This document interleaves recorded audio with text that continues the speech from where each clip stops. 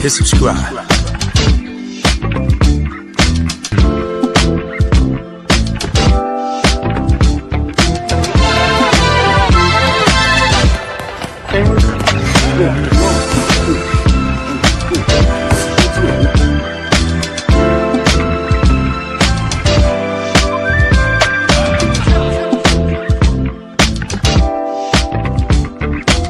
Subscribe to my guy, Uncle D.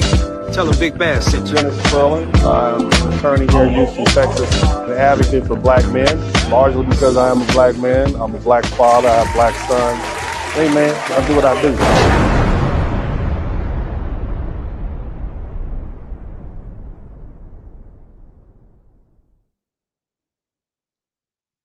What's up, everybody? Welcome to the broadcast. This is Dennis Spurling of the Dennis Spurling podcast, and I'd like to welcome you all. My name is written across the screen at the bottom in case you forget it. I want to talk to you all tonight about a very serious, or today, wherever you are around the world. It might be daytime, nighttime, I'm not sure. But I want to talk to you all about a very serious matter that's going on here in the United States. And we're going to talk about what's going on in Chicago right now, and because the country is watching and the nation is watching, but too many of us aren't reacting the way the media thinks we should. And when I say us, I'm referring to Black people, specifically foundational Black American people. And over the past several weeks, federal agents have escalated tactics across Chicago, helicopters hovering overhead, doors kicked in and pre-dawn raids, residents, including children, being detained, sometimes zip-tied and separated from their families. Over one raid in South Shore in an apartment building resulted in, I believe it was 37 arrests. And according to the witnesses, personal items, birth certificates, children's shoes, toys were thrown about, and it was just pure chaos. Some residents say that they saw agents forcibly removing unclothed children from apartments across the city. More than 1,000 people have been arrested since the crackdown began, some of whom may have been U.S. citizens or children. Now, this isn't merely law enforcement. This is militarized immigration enforcement. And to add fuel to the fire, President Trump has deployed the National Guard troops to Chicago to protect, quote unquote, federal officers, even as Illinois officials and in the city itself, their officials there are trying to sue to stop and block the deployment. Meanwhile, Chicago's mayor, Brandon Johnson, has responded by signing an executive order declaring ICE-free zones, and they prohibit the federal agents from using city property like libraries and parks and garages for immigration enforcement unless they have a valid warrant. I would assume they mean using those places as staging grounds. So here we go. You know, Chicago is under siege, not from a foreign power, but from our own federal government. And families are shaken awake. People are living in fear. Whole communities are being terrorized and done for the sake of the immigration crackdown that we voted for. Let's not forget that. But before we go any further, you know, I need to connect this to how Black communities are responding, okay? Or not responding, depending on how you look at it. And let me be clear, I see you.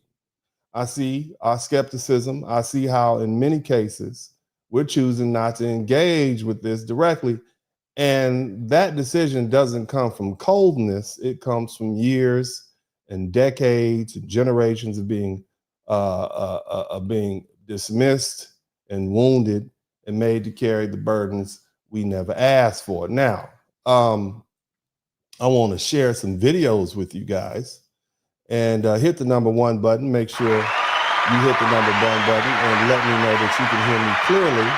And also let me know that you can hear this video footage that's coming in hot. And I want to make sure I say thanks to everybody who's been hanging out with me for years and just chilling with me, man. I appreciate that.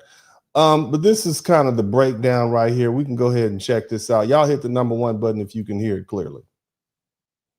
Lives in this building, and she says she was detained by ICE agents overnight, and she says they took everyone and then asked questions later. They just treated us like we were nothing. Patricia Fisher says she came out to the hallway of her apartment complex on the corner of 75th and South Shore Drive in her nightgown around 10 Monday night, only to find ICE agents yelling police. It was scary because I've never had a gun put in my face. They asked my name. Now, I want you all to be mindful of this, brothers and sisters specifically. Notice how they're putting the black people on the air.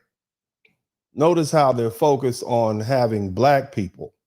Now, I want you all to keep in mind this woman is clearly a foundational Black American woman, but they have her as the victim, the primary victim. Why do you think that is?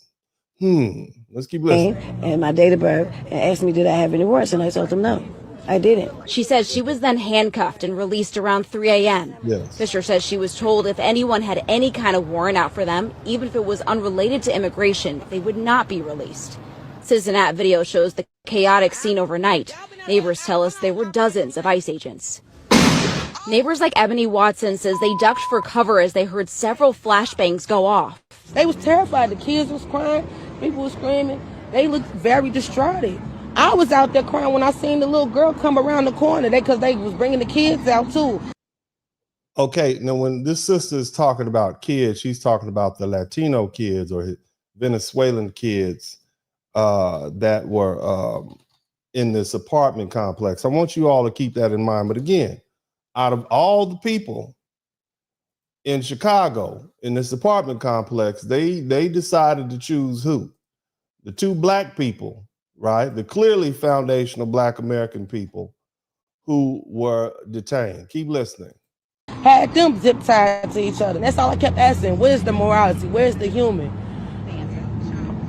One of them literally laughed. He was standing right here. He said, them kids. Watson says budget trucks and military-style vans were used to separate He said parents from their children. Other neighbors say they saw they made a big deal about that. Agents destroying property to get in the building. And they had a big 15-inch chainsaw with a round blade on it, cutting this fence down. We're under siege. We're being invaded by our own military. The FBI did confirm this morning that they did help the U.S. Border Patrol carry out a targeted immigration enforcement operation in this area, and they say they have been supporting these efforts at the direction. All right, so that's the first one. And now I want you all to understand the difference between being arrested and being detained. This woman said that she was detained. There's a big difference between being arrested and being detained, okay? Being arrested means not only are you detained, but you are then taken down to the local precinct or whatnot, and you are placed in handcuffs, and you are forced to endure the process that goes along with that. Now, just so you all will know that being detained is a very common thing, right? I want to share something with you all, for you all who don't know. Let me move this out of the way. Let me see if I can get this out of the way here. All right. Let me see if I can share this screen with you, because I'm very familiar with being detained, being put in handcuffs. And in fact, there was a situation that happened here in Houston several years ago where I myself was detained in front of my law office. I'm gonna let the video play if it'll come through. Listen, fair use. Let me know if you can hear it.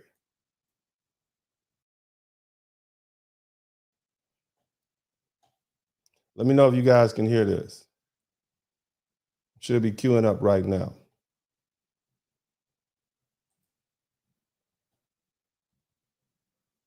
Well, if it queues up, that's great. But this is a situation where I myself was detained by the Houston Police Department. And I'm going to do my best to try to pull it up because I want you all to see it.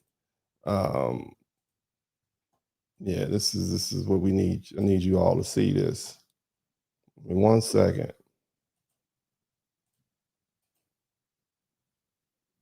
Because you know, a lot of people are making a big deal about it. And of course it is inconvenient. I know it's no sound right now. I'm not playing, but give me a second.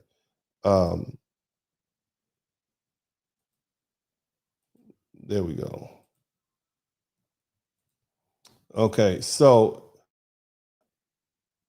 you should be able to hear it now, but that's me. That's me with my hands up right there.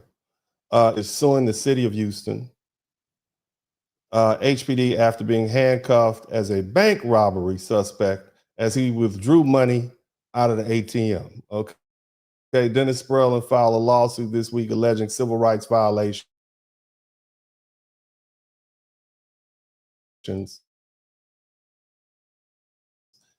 including, yeah, that's not, yeah. And it says, and shout out to Faquan, thank you so much. But the bottom line is, my whole point is, I'm telling you that I've been detained too, and I'm not talking about as a young man or as a suspect. I'm a black man with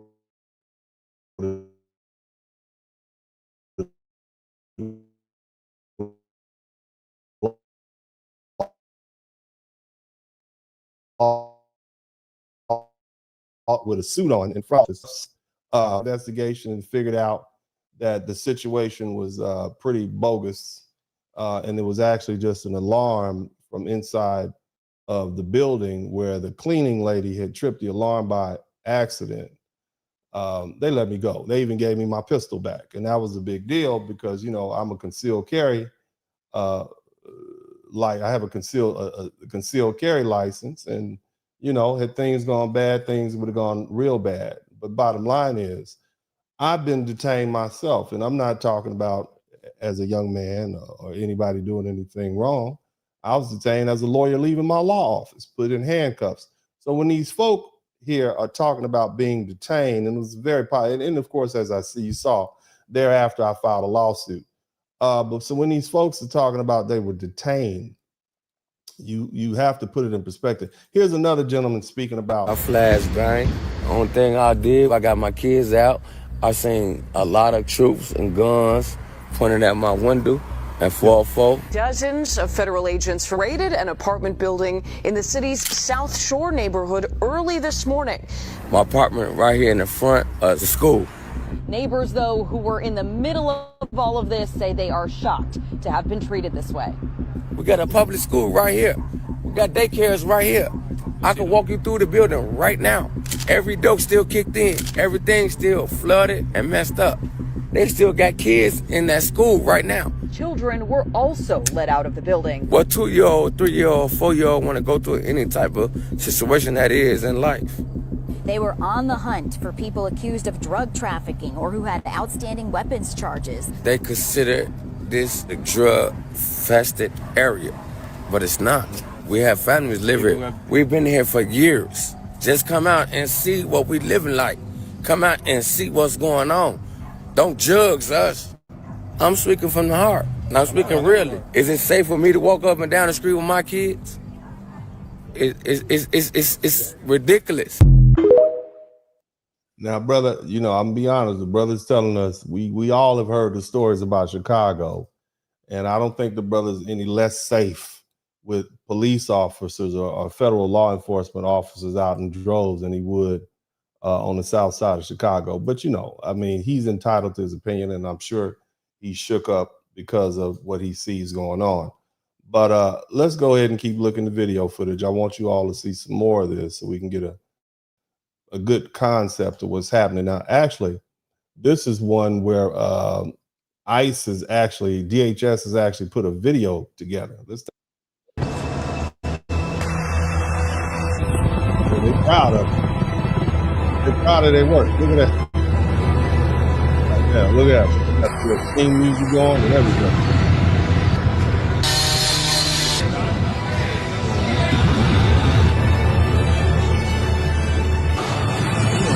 Shout out to State Park. Thank you for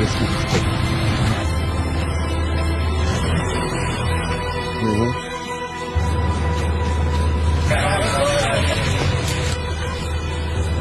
Now, I want you to contrast this by what you saw on the local news. The local news showed you a bunch of black people complaining. I saw 3 black people and no Latinos. But you know, on this, I see nothing but what I presume to be Venezuelan gang members that were arrested. Okay, let's keep listening. Somebody said they got the Marvel music playing. Let's get proud of this stuff.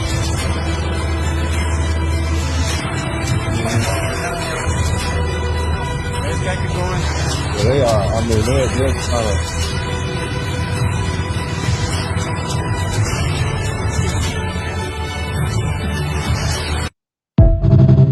okay. So, but just contrast that, and just, shout out Fair Use, by the way. Contrast that by what you see on the local news and what you see on the national news. What I see on that particular video is a lot of men in handcuffs, men who are apparently of Latin or South American descent. So it lets you know something. Now, I got this other video. I want to check this out. Hit the #1 button if you can hear it clearly. Agents raided an apartment complex in Chicago in the middle of the night, taking children out naked and detaining black U.S. citizens. Notice how he started off with taking children out and black U.S. citizens. Now, there's a difference between being detained and being arrested, okay? But okay, no mention of the Venezuelan individuals, okay? No mention of that. Just black people, black Americans, okay? I didn't know y'all knew the difference between black Americans and black Africans and black Caribbeans, but apparently you do, okay? So black Americans, all right? So keep that in mind. Who is this targeted to? This happened around 1 a.m. at a large apartment complex in the South Shore neighborhood of Chicago. Okay, Over 300 agents from ICE, FBI, ATF, and other agents showed up to the apartment complex. They came with helicopters, some people saying they saw Black Hawk helicopters, and it seems that they also came hidden in budget and U-Haul trucks. They came in budget and U-Haul trucks. Officials from the government said that they did this because they were looking for 6 high-priority targets, including suspected members of Tren de Aragua. Even though okay, so they're looking for gang members. That's what you tell. How did the Venezuelan gang members get there? That's the question we should be asking ourselves. How did they get to, shout out to Team Cyber One, how did they get to the south side of Chicago from Venezuela? Who put them there? That's the question we should be having to ask, that the federal government now feels the need that they have to go in there and get them. Even though they never showed a warrant while they were there, and they have not confirmed if they actually detained anyone that is a member of Tren de Aragua. Agents. So they never showed a warrant, but did they have a warrant? Did they have a warrant? Because it's my understanding that it had 5 warrants looking for individuals. That's what I understand, sir. Okay, but why did you lead with the black? Why did you lead with the black card? Why are we playing the black card right now? What do we have to do with that, sir? Went into nearly all of the 100 apartments that were in the complex. They were busting down doors and dragging people out of their beds. There are reports. What people were they dragging out? Because you started off black people, so I'm confused now. I don't know where they dragging black people out of these apartments in the south side of Chicago. Because when I look at the local news, I see a bunch of black people, a brother on there talking about feel safer. Now, I don't feel safe, but I do feel safe. I'm here in the south side of Chicago and all these police around. I don't know how safe I feel. I mean, in Chicago over the past, I love Chicago. Shout out to Chi-Town, one of my second favorite city behind Detroit. But but you feel safer without the police there, sir? I'm just asking for a friend. Let's keep listening. Of kids being zip tied and being taken out buck naked. Are these black children? Are we talking about black children being zip tied? And sir, because you started off with the black card, and then we didn't know what race or ethnicity the rest of these people were. You see, this is a bit. I don't know. I don't know what you're saying. Is this intentional? Okay. Black residents who are U.S. citizens also said that they were dragged out of their apartments. They were held at gunpoint. So black residents were also. So there was some others. What is the ethnicity? You keep mentioning the black people, but what about the other people? What ethnicity are they? Okay. because this doesn't sound like a us problem. This sounds like a they problem to me, but I don't know because your explanation is not clear. Asked to give their name, date of birth, and asked if they had any warrant. They also separated people, black people in one van and immigrants in the other van. Black people in one van and immigrants, but there are black immigrants. So are you distinguishing between the black people and the immigrants? So what if a black person was an immigrant, or are you trying to imply that the black people were created, the black people were separated because the immigrants were not black? Well, what were they then, sir?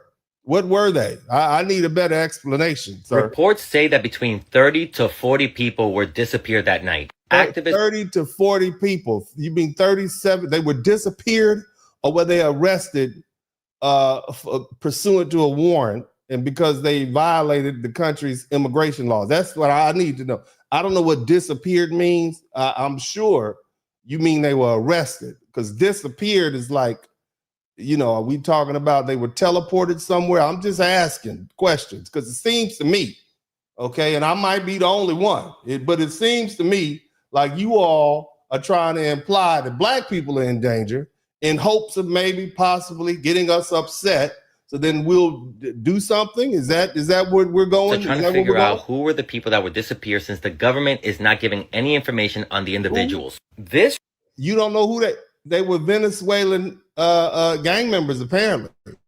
That's apparently what they were, sir. I mean, we know who they were. If they detained the black people and then released them, then the they that you were talking about earlier seems to be the they that went with them. Okay, it wasn't black Americans. Okay, we heard the black Americans on the TV in the local news complaining about the helicopters and the noise. And the brother was saying he felt safer without the police in the south side of Chicago than he does with all those. I don't know about that. And the sister was saying, I was inconvenienced. They got me out of my bed. I had my bed skirt on, and they got me out of my bed. And I had to get up, and I was out there at 1 o'clock, and they said, F them kids. Okay, I get it. Have you ever said F them kids, baby girl? I'm talking about the sister back on there. Let me put her back on because I just want to know, has she ever said F them kids? I want to know. Has sister girl ever? For 5 people. I said, so why are you detaining the whole building? It says for the safety of our people. I bet. I'm being a little judgy. But she looked like the type that probably said F them kids at some point. I'm not saying, I don't know. Okay. But she looked like she could let them fly. Okay. It looked like she has a lot of adjectives. Okay. If need be. Okay. And F them kids might be something that she uses. Okay. So I'm just saying, it's the culture. All right. Let's get back to this fella over here. Okay. To be a reminder that they're coming for all of us. Look, white supremacists have done a great job of separating. Hold on a minute. They coming for all of us.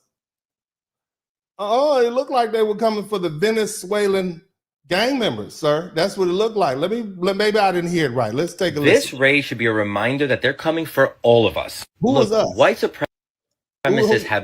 You mean they coming for the white people? All of us? You mean, no, it looked like they released the black people to go back into the apartment, but we still don't know how those people got to that place in the first place. We don't know that, right? We don't. How did the Venezuelan migrants get all the way from Venezuela and then were carefully placed on the south side of Chicago in this apartment complex? Who decided that that was a good idea? I'm just asking, trying to get, trying to understand.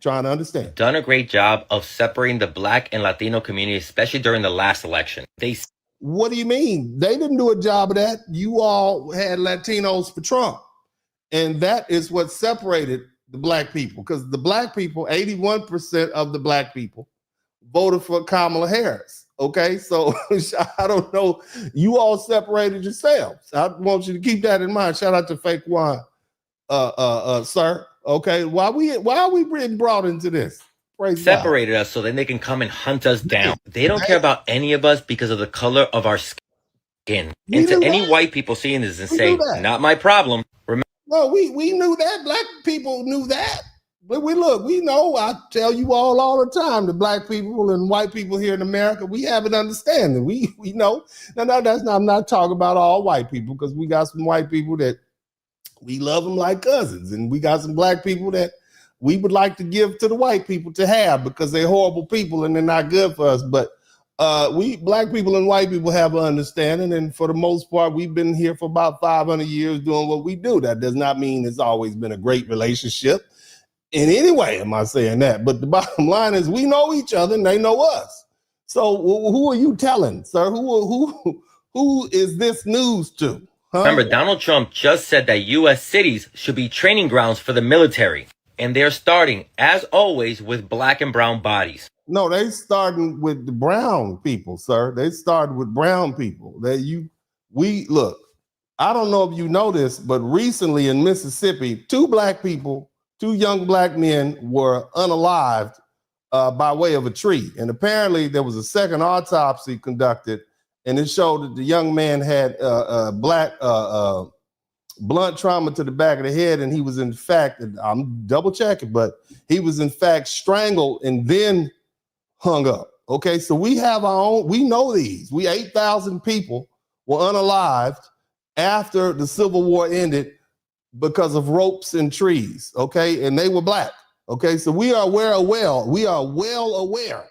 You act like you're new to this right here, sir, okay? And I would like to know how you classify yourself on the Census Bureau. Are you white? I mean, I don't know, because it seemed to me, I don't know. We just don't. They're moving to everyone next, white people included. I'm sorry this is happening. You saying that the white people are coming after white people, sir? I don't know. I think you might be pushing a little bit. I don't know. I mean, I'm saying it could happen. Shout out to white people. Y'all be afraid too, especially you gingers. All you gingers out there, you know you've been designated as white. If you're a ginger, be careful. Ginger it's another ER word. Okay, but let's keep listening. To our communities, but we need to stick together. Like I've always said, we didn't stick together at the polls, did we? Y'all didn't want to stick together at the voting booth. What happened? I'm trying to understand. Stronger together. This is still very much a developing story, so I'll continue bringing information as it comes in. Pleading and begging going on. There seems to be a lot of splaining and begging and pleading going on out here in these YouTube social media streets lately. But let's see, because so I gather from that, okay, you got a lot of Latinos trying to get black people off the bed, but maybe it's just him. Let's see if there's some other ones that are trying to use this incident. Chicago, man. Y'all seen what's been going on the last couple of days? Yes. ICE is now targeting black people. No, they're not. Yeah, okay. Crazy. These black people, they're not immigrants, bro. These are U.S. citizens that they're black. Is that what black people? Why? I don't know, sir. I don't know if we being targeted, but I'm just saying, it seemed to me, it seems to me that you might be embellishing a little bit. Let's keep listening. And this is nuts, bro. This is nuts. But I'm here for my black brothers and sisters, and I need to let y'all know something, bro. I know. You here for us? You hear what? I don't know. I've heard things. I've heard, whitening the race, la raza, blanqueamiento. But I'm gonna let you keep talking. Go ahead. That we shouldn't do this, but I need y'all to learn to snitch, bro. Snitch. What you mean? In order for these ICE agents to not be in a certain location, they do not like when people know their location. If you see a vehicle, record their vehicle, their plates, and drop their location. A lot of us love doing this to our ops. Now it's time to put these skills into effect. Sir, we are not going to get involved in impeding a federal officer while he's working. That is a guaranteed 10 years in the penitentiary, sir. Our incarceration rate has gone down significantly, and we will not, be stepping out of our Mercedes-Benzes and BMWs, making telephone calls on our T-Mobile phones, talking about, ICE is right here. Y'all need to, we're not going to get involved in that. Well, how dare you ask us to do something illegal? How dare? Y'all always tell us you just comply. we trying to mind our business. Well, sir, what are you talking about, sir? All you need is a birth certificate and this whole problem could end. We had birth certificates and they still gave us a hard time.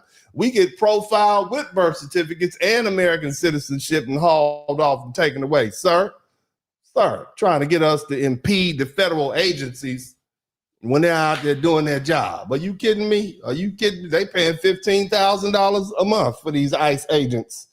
Sir, I'm not getting in the way of them doing their job. I'm minding my business, sir. As you all did on many occasions when we were in need. But let's keep listening. Y'all need to snitch on where the No, we locations don't. of ICE agents are, No, we because they don't. hate that we know where they're at and they leave No, those areas, right? we And they ain't getting find, that. You and trying to that's get why us we in all trouble. had to communicate on this point end. You all are We gotta trying to. unite more than ever, y'all. I need y'all to understand this. It's us against them, bro. It's It's us against us, them. us. And who am I talking about them? I'm not talking about white people. I'm talking about ICE agents, bro. Hold on a minute, sir. Hold on. Y'all voted for this dude. More than 50% of Latino men voted for Donald Trump. And he said this is what he was going to do. More than 50%. Somebody typed Latinos for Trump in the chat room. Y'all had a whole movement going. So I'm trying to figure out this us thing, but let's continue. These guys are targeting American citizens now, bro. No, they're not targeting American citizens, sir. They're targeting illegal immigrants. Now, it's going to be some American citizens get caught up in it, sir.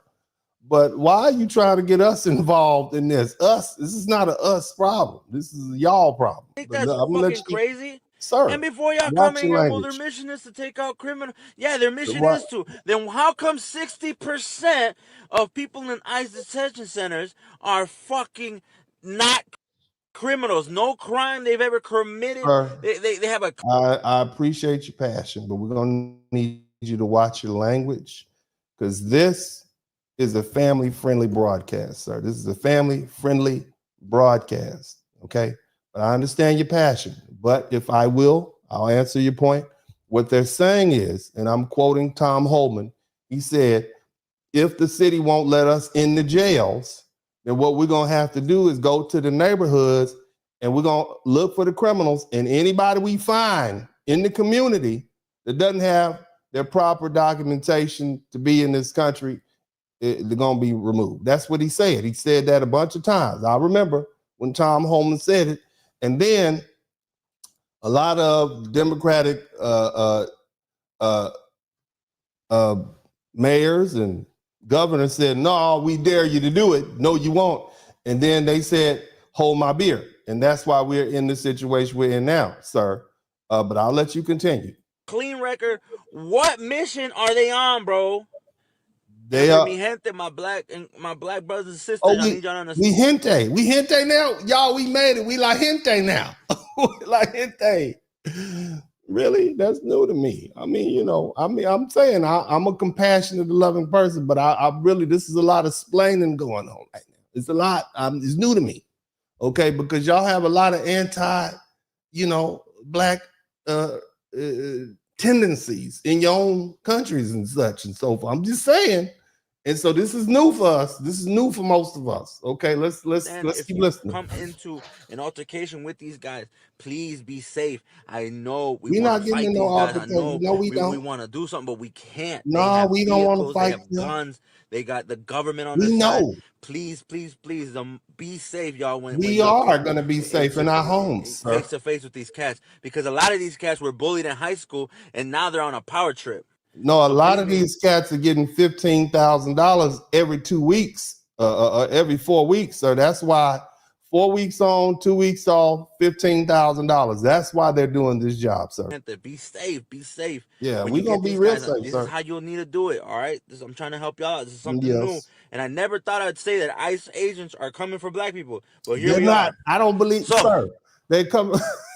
Sir, where are you getting this information? I never thought I'd say. It looked like you happy to be able to say it. It looks like you happy to be able to say, they're coming for black people. That's what it looks like to me. It looks like that's kind of what you was, you're excited about that. Maybe you had been planning on saying it, maybe. But I've seen 3 black people in Chicago in the apartment complex saying they were handcuffed and detained, like I was handcuffed and detained, and then they were let loose. That's what it seems to me, sir. But I'm gonna let you continue. Record their vehicles, okay? You need to record their vehicles, their license plate. We need to know the make, model of the vehicle so we can know what cars are around our cities. Mm-hmm. Drop the low.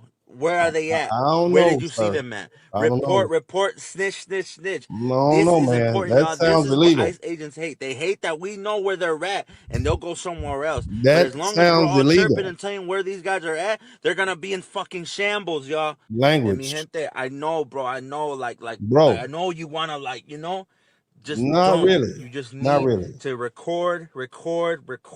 All right. Mm-hmm. Please be safe, because these cats are unhinged, bro. Mm-hmm. They got, like I said, bullied. Now they feel all high and mighty under their mask. And bro, just be safe, mi gente. This now We the involves hip all of J us, now. Now okay? we hit. We So not. for my black I brothers and can't add. sisters, Don't none I of hate y'all. We ain't. Nah. We ain't doing. Sir.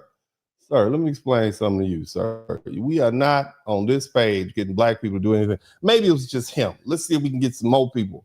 Up all over Chicago like a fucking game of whack-a-mole, and this reminds me so much of the mass incarceration of Black Americans done by the American government for decades. Hold on a minute. Why do we keep catching strays? You the first people, y'all. This reminds me so much of the mass incarceration of black people in America. Why are you trying to link what's going on in Chicago to what we're having to deal with? Like off bat, like these are gang members that they're picking up and sending home. Okay, this is who they're picking up and sending home. People who were here because they walked up here and they don't have papers. Black people had to deal with several centuries of degradation and systematic oppression. We dealt with that. And on top of that, when you start talking about mass incarceration, it was because the crime rate went up.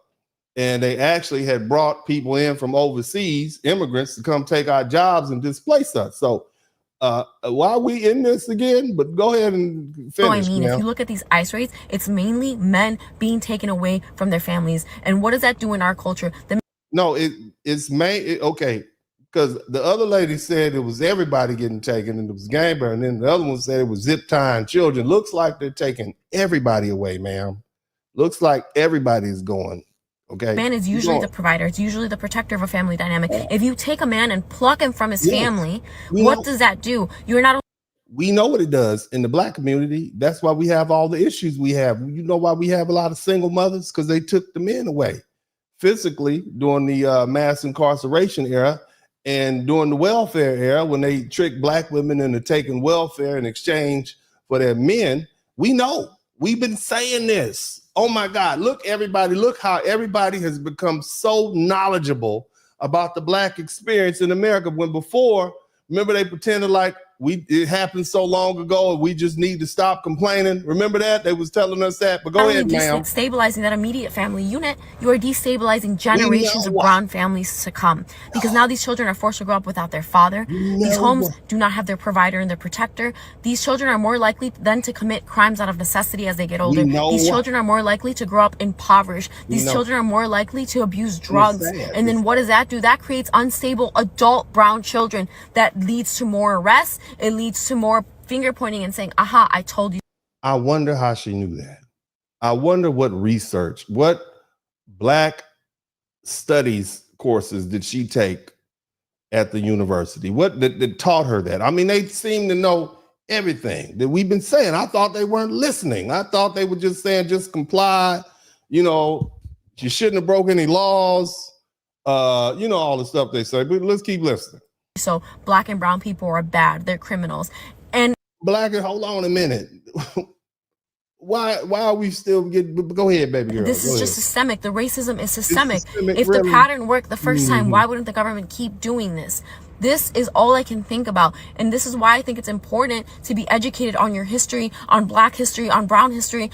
Getting educated on we are educated on our history. What are you talking? We live that history, baby. We live that history. We know. But the fact that you know is amazing to me. It is amazing that you know. Because in my opinion, if you're a person of color, you should understand how these situations mirror each other. I am not a person of color. I am black. Okay. I am not a person of color. I am black. I want to be clear with that. Even if you're not a person of color, I hope you understand how these situations mirror each other. Have a little sympathy, have a little empathy. They came all I can think about is how we need to be informed in order to make a proper decision and take action. And I hope that if you chose to listen to me this long, you will go out of your way to watch documentaries like The 13th, which talks about the mass incarceration of black Americans in America. We live that. We got relatives right now. Black people have relatives right now that have uncles and great uncles and whatnot that disappeared, and they are just now finding their bones in certain graveyards where where they were part of prison camps. We know all about that. That was us. We lived that. But go ahead. I hope you read a book. I hope you ask ChatGPT. I hope that we can have conversations about this. I hope you can just ask me. I know. You can ask me. I know all about that. Go ahead. You guys can tell me what you think. Do you see what I see? We do. We see it all. Do you see what I see? Yes, baby. Pleasant and beautiful. We see. Shout out to Fake One. We see it all. We've seen it, and we've been seeing it for decades, man. Maybe it was just her. Let's see if it's somebody else that has something else to say. Maybe it's somebody different. Let's see it. Weighing heavy. Is it really necessary for ICE? La Migra to be dropping out of Black Hawk helicopters into Chicago and snatching up black people?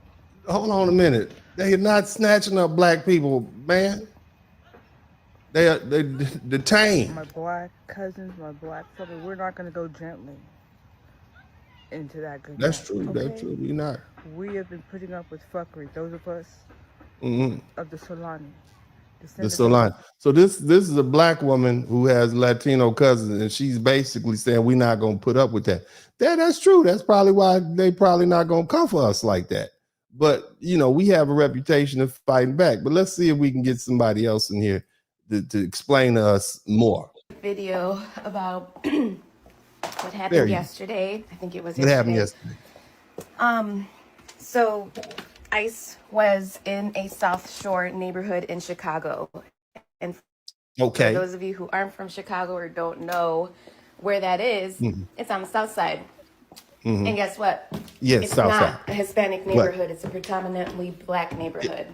So it's not. I want you to listen to what the woman said. It is not a Hispanic neighborhood. It is a predominantly black neighborhood. That's what she said. Well, how did the Hispanic gang members get in the black neighborhood?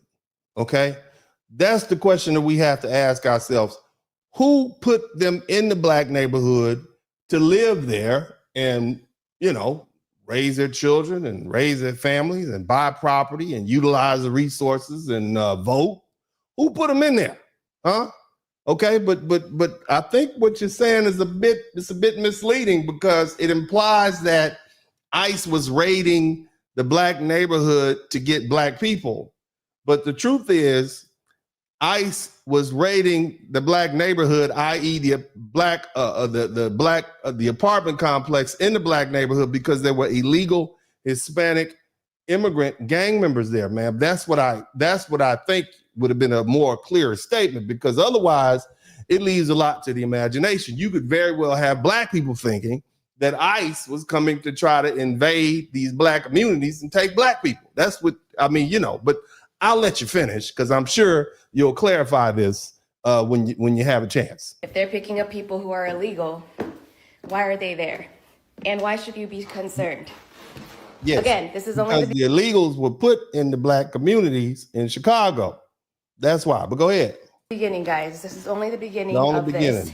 Everybody thought they're just coming for the Mexicans. We kept saying we never thought they were just coming for the Mexicans. We thought they were coming for all the illegal immigrants, including the African illegal immigrants, the Venezuelans, the Brazilians, the Dominicans, the who else? The Hondurans, the El Salvadorians, the Koreans, the Chinese, the everybody. We thought they were coming for everybody, and it seems as though they were. Gonna just be us. That's what they're starting with. Us. Now they're doing black folks, I guess, and I still don't know the reason why. That's why they're doing black folks. I guess you just let that slide out with no cap on it, no caveat. I don't Okay. know why ICE was there, right? If you're trying to get rid of illegal immigrants, why would you go to a black neighborhood to pick up black people? And I heard that no black people were picked up, but there were some immigrants that were detained that did. Oh, no. Oh, so you slide that in. No black people were actually picked up, but there was some immigrants. You mean the 37 immigrants that were detained? You mean all of them that they were looking for? Okay, let's keep going. Live in that building. They literally went in the middle of the night. Yes. to a building and banged on probably everybody's doors and I'm got sure they everybody did. out in the Yeah. street. A whole apartment building, and I saw a picture. It's a big one. They It had is to have 5 like at stories. least 12 apartments, but probably more. It looked like it had There's a lot. 20 or more There's apartments. a lot, baby. So we should be concerned. I keep saying this. This is not something everybody thinks it's just a Mexican thing. Yes, they started with us, but they're coming for the rest of us It now. sounds like And if you you are not it sound like you're a little exuberant and happy that they coming with the thought that they coming for black people. I mean, maybe I'm reading into that a little more, but I don't know. It sounds like you exuberant about that, ma'am. white Listen. billionaire, you are part of that too. And most of us are not that. So let's be real. You should be concerned. We should be doing something. I keep making videos about it. I'm doing things on my end. What are you doing? I don't know. It just seemed like we don't. And I really don't have this personally problem. believe this is about to get bad. If you guys don't know, I'm pretty sure we're in a civil war already, and I'm pretty sure World War III has already begun as well. No. Civil War is a lot worse. Civil Wars, people are out fighting for territory, and they have weapons, and people are unaliving people by the thousands and thousands per month. That's not what we have, ma'am. Okay, let's not make this more than what it is. Okay, let's keep listening. They haven't announced it on Fox News and CBS or whatever, but literally it's happening. And the Democrats or whoever is fighting for the people, what are they doing? I don't really know. I think they're trying to do stuff, but it's not getting passed. It's not going through. So You said the Democrats are doing what? What did you say the Democrats are doing? The Democrats? I don't know if the Democrats are fighting for anybody, baby. I don't think that they're. I mean that you might have. I don't know about that one. Okay, I think I think maybe you might be in error. Matter of fact, let's check. Let's see what the Democrats are doing. Sugar-coated. Nobody likes Democrats anymore. We have no voters left because of all of our woke trans bullshit. Not even black people want to vote for us anymore. Even Latinos hate us. So we need new voters. And if we give all these illegal aliens free health care, we might be able to get them on our side so they can vote for us. They can't even speak English. So they won't realize we're just a bunch of woke pieces of shit, at least for a while until they learn English and they realize they hate us too. Now this is AI. This is AI, man, but that was on Donald Trump's page, man. So it just seems like people are trying to get us. This is happening, and everybody should be really scared. And now on top of it, we're in a government shutdown. Why should I be concerned about that? Because why should we be concerned about any of this? I'm just saying. Because if you get any type of government benefits, SNAP, I don't get WIC, what else is it? Medicaid. I thought it was only black people that were on welfare. Isn't that what they've been telling us all these years? It's only black. What do they call them? Only black female welfare queens. Isn't that it? I didn't know about the farmers. I didn't know the Latinos and all these white people on welfare. So why are y'all concerned about it? Ma'am, go ahead. All that's being affected. And I do know that some of the federal employees, they're still going to be working and they're making them work without pay on top of it. We had to work for pay for a long time, like 250 something years. Black people work for free without pay. I'm just going to put it out there. ICE is getting paid, which I think is crazy. But I just wanted to come on here really quick. They're getting paid $15,000 every 2 weeks, every 4 weeks with 2 weeks off. That's what they're getting paid. Just do this video, make an update for those of you that don't know. Thank you very much. So again, we all need to be really, really concerned. All of us. This doesn't just affecting the immigrants anymore. They're coming for the rest of us, especially if you're poor, and especially if you're not white. So, just saying. I don't know, ma'am, but maybe it's just you. Maybe it's some more people. Maybe different people feel this. Things worse is Black Americans and Latinos. I've been saying for months that we need to come together and unite for something greater to come. And I wasn't speaking on the ICE protest. I was speaking on what is now currently happening. A perfect example is the apartment complex that was raided on October 1st in Chicago. That apartment complex is predominantly Black Americans. And ICE didn't just raid the apartments where they believe that in Nicaragua, the Venezuelan gang people lived. They raided every single apartment. And what makes things worse is that people were being dragged out of their homes regardless how they were dressed, including naked. And they didn't just limit this to adults. This was children too. But I know, look, I know it sounds bad, but were these black people that were arrested? Because it seemed to me, the information that I have is like, it's not black people being arrested. It's black, a few black people were detained, and that's horrible. I myself have been detained by the police as a lawyer. Okay. So putting handcuffs is very inconvenient. But again, they gave me my gun back. Okay. So me and the cops got along. Hey, you know, man, I ain't did nothing. I'm just here getting some money out the ATM machine. I don't know. They figured it out, put me in hand, and I went on about my business. Okay. So I've been detained, and a lot of black people, we've been detained before. We've been frisked, okay, and put in handcuffs is something that's kind of like par for the course. I'm just saying. Matter of fact, when I was in Colombia, maybe about 8 years ago, I had a little gold chain on, and the police officer pulled up next to the taxi cab, pulled me out of the car, and they detained me, and then told me, you know, you look like a drug dealer because you're black, and you're in a neighborhood with known drug dealers, and most of the drug dealers is black. And so this little Spanish, the Colombian dude with his partner.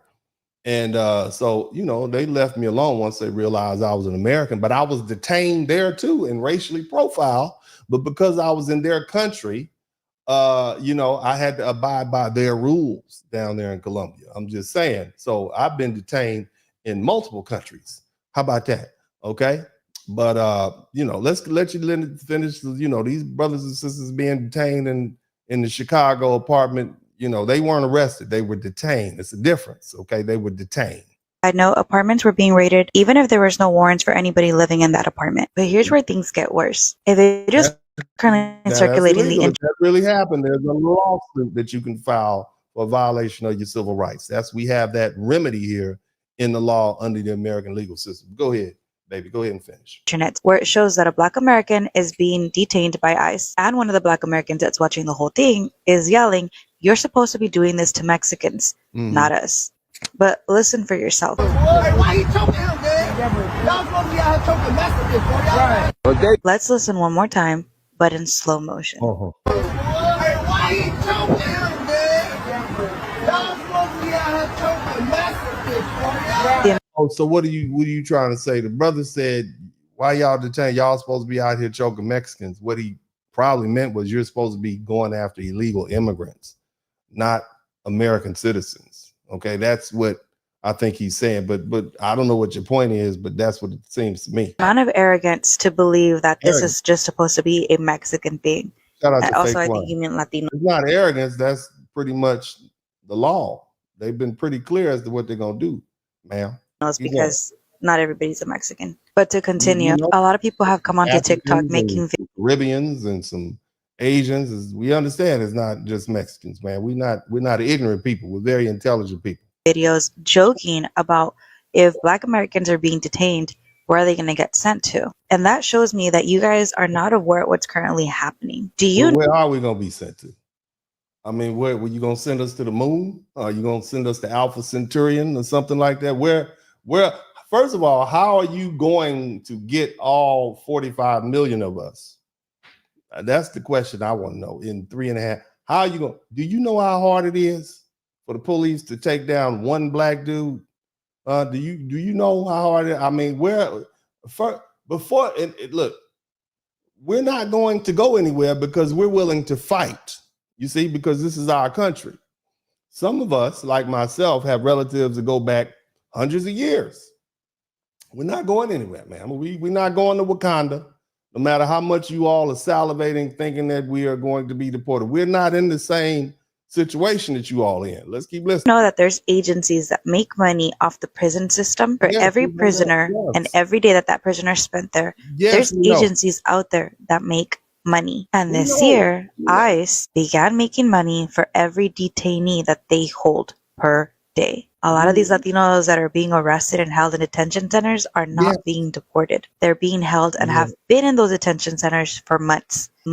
We know, ma'am. We know they're making money off of you. Some of us had a broadcast a couple of weeks back to explain the unfortunate situation of people being incarcerated, but how the stock prices for those particular stock, those publicly traded stocks, have increased tremendously. Now, I'm not saying me, okay, but there are some black people on this page right now who went out and called their stockbroker and invested in that. So we are very well aware of the fact that that people are making millions and millions of dollars from the prison industrial complex. In fact, we were at one time victims of the prison industrial complex, and people made millions and millions of dollars off of us, okay?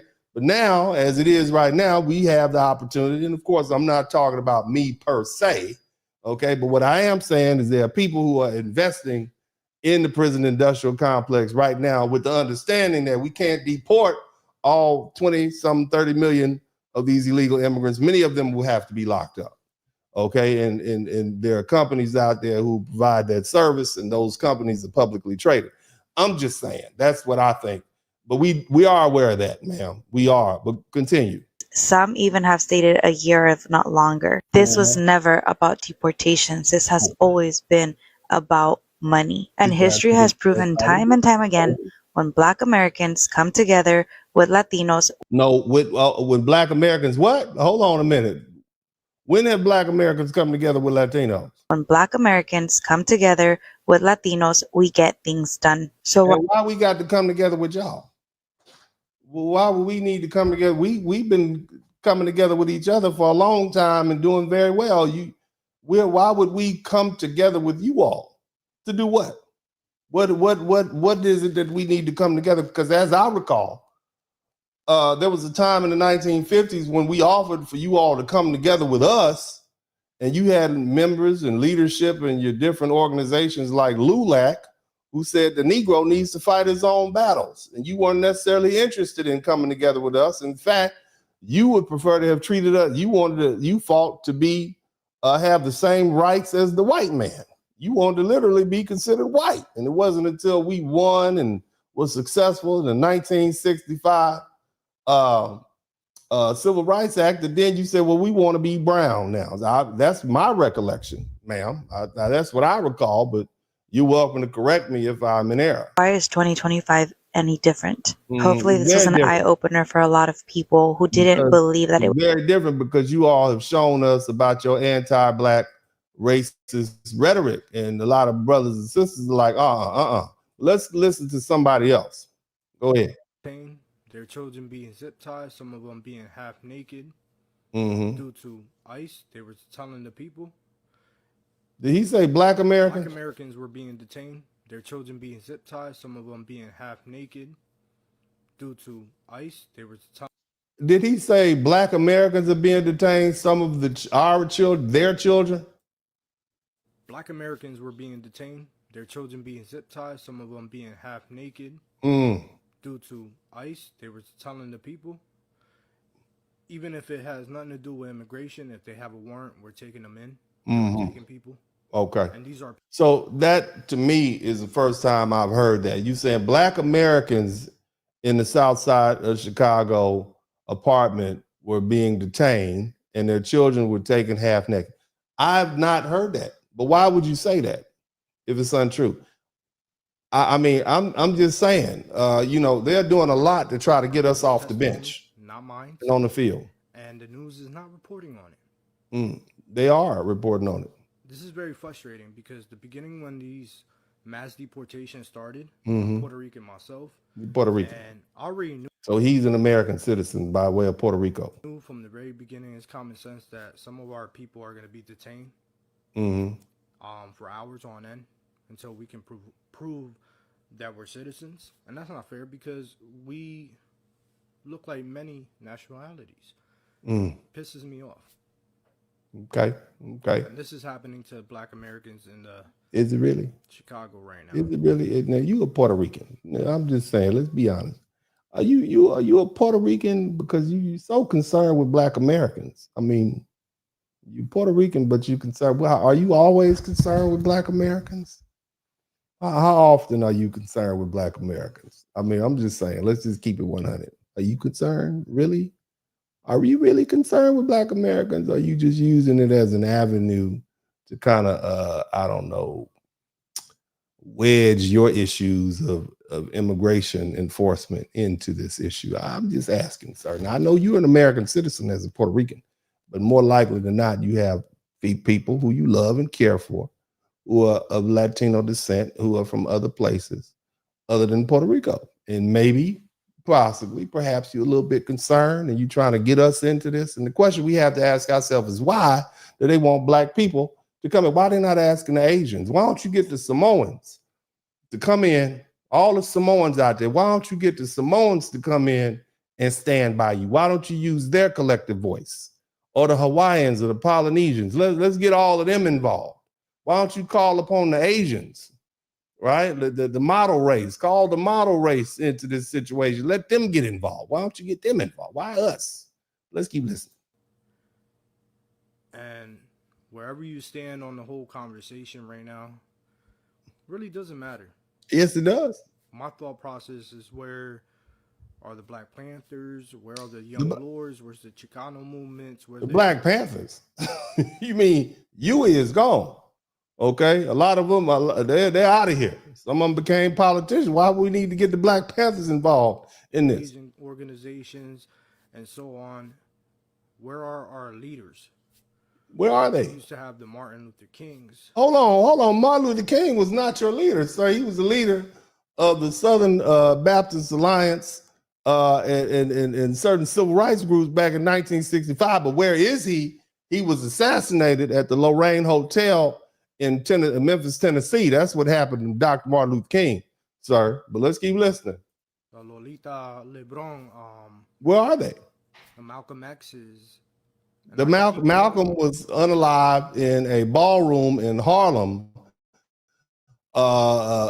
sometime before Dr. King was assassinated, sir. So they're gone. Our leaders paid that price so that we could be where we are now. Okay, they literally spilled blood on the altar of freedom so that our people, okay, could be where we are now. Okay, so you should be asking us to where your leaders, sir. Okay, but go ahead. Let's go. Where are they at? They don't know. I feel like after but I know 60% or 50% of the Latino men voted for Trump. And had they voted for Kamala Harris, this wouldn't be happening. I'm just saying, whoever you voted for, I want to point that out to you. Maybe you should ask some of them where the leaders are, because they probably know. But go ahead. Much time has passed during civil rights movements. Yes. Everything died down. People got comfortable. Yes, we did get very comfortable. We fought for our rights and we got comfortable. We started making a lot of money. But go ahead. Where people allow this type of stuff to happen. Militaries in our cities. Our cities? Just grabbing people off the street, going into apartment complexes where you sleep. And they're over here saying, oh, well, we suspect this apartment complex to be filled with Tren de Agua.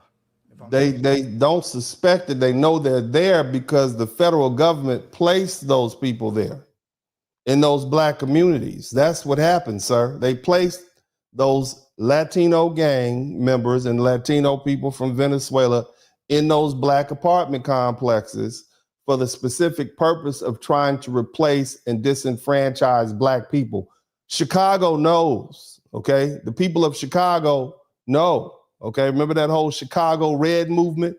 You all remember that? That's because they were dealing with that, sir. That correctly. And people are just letting it happen. We have gotten soft. What you mean we have gotten soft? What, sir? Or telling you to start up a movement or anything. I'm just wondering, where are these people that show a force, that were assertive, nonviolent? What you talking about? To show out for the communities. Before, gangs used to protect the neighborhoods and stuff like that. When? I know in Chicago they said, oh, well, if ICE comes into the neighborhood, like, that's a bad idea, but where are they now? These are people's testimonies. There's videos coming out, people telling exactly what happened. They started segregating Hispanics and Black Americans. No, you all separated yourselves from us with your ideological belief and your anti-black rhetoric, your blanqueamiento, and mejor la raza. You separated yourselves. Okay, y'all don't fool with us like that. Let's keep it 100. Look, I got much love for a lot of Latino people, and generally speaking, wonderful, beautiful people, but we cannot separate the individual relationships, or should I say, let's separate the individual relationships that you may have with individual people of Latin descent or Latino descent from the group dynamics and the historical context of how anti-black racism is practiced not only in your countries but right here in the United States when you arrive. Let's not pretend like that doesn't exist, because I got the footage and I'm gonna show you in a minute. Let's keep listening. And we are all standing for that. Sir. You know, when you allow one group to be oppressed, another group is going to be oppressed. And what are you talking about? When we allow one group, we're not allowing one group to be oppressed. You all voted for Donald Trump to do what he's doing right now. If you wanted to stop this, you should have voted for Kamala Harris. You all have a conversation that needs to take place between yourselves and the Latino men who voted for Donald Trump, if that's your issue, because there are a lot of black people who do support Donald Trump and they support what we see happening right now. But let's keep listening. Continues on.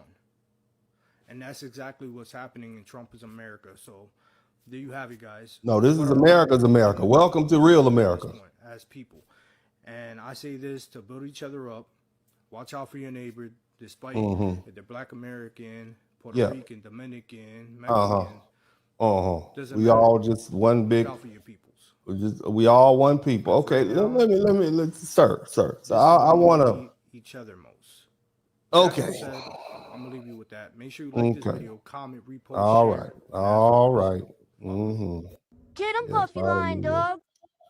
Let's have an honest conversation about I don't know. Let's because we not so much with the unity. You see, it's not so much with the unity when you start thinking about some of the rhetoric that we've heard from Latino leaders and so on and so forth in years past. I'm just saying, okay? And a lot of black people are aware of the rhetoric, but let me share a little bit of the rhetoric with you. Listen to this. This fella, this little pipsqueak right here. Mexicans, you know, it's really based about Mexicans. They know what's up with blacks. What's up with blacks? A lot of people think, you know, they're all the same. Mexicans and blacks are all the same. They're not. Oh, really? Black people will like. Now, I want you all to keep in mind, this is Nick Fuentes, okay? He is apparently Italian, Mexican and Italian or something like that. So he's speaking about a culture that he is very familiar with. Let's listen to what he says is the honest assumption or honest assessment of Mexicans' perspective of black people. Okay, let's listen to this gentleman. Black people will like kill you for no reason. Mexicans have gang violence, but let's go back and the listen. same, they're not. Fair use. Black people will like kill you for no reason. Mexicans have gang violence, but it's mostly again, fair use, fair use, fair use. Kept within, you know, the family. And in other words, this gentleman is saying that Latinos kill only or they do crime against Latinos. It's the same thing. We all understand that most unalivements are intraracial. It's the same thing with blacks and every other group. But let's keep listening to this gentleman. He says some very interesting things. The other thing is that Mexicans do not fuck with blacks like that. Oh, what does that mean? And during BLM, you know the safest place to be during BLM? Mexican neighborhoods. Oh, really? Dude, it was like the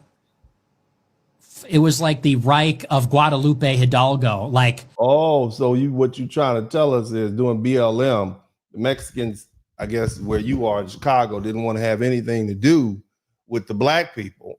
And so if the black people came over there with the BLM stuff, they would threaten them? Is that what you're saying, sir? Cicero, Little Village, Pilsen, they were like establishing security checkpoints. It looked like the Third Reich.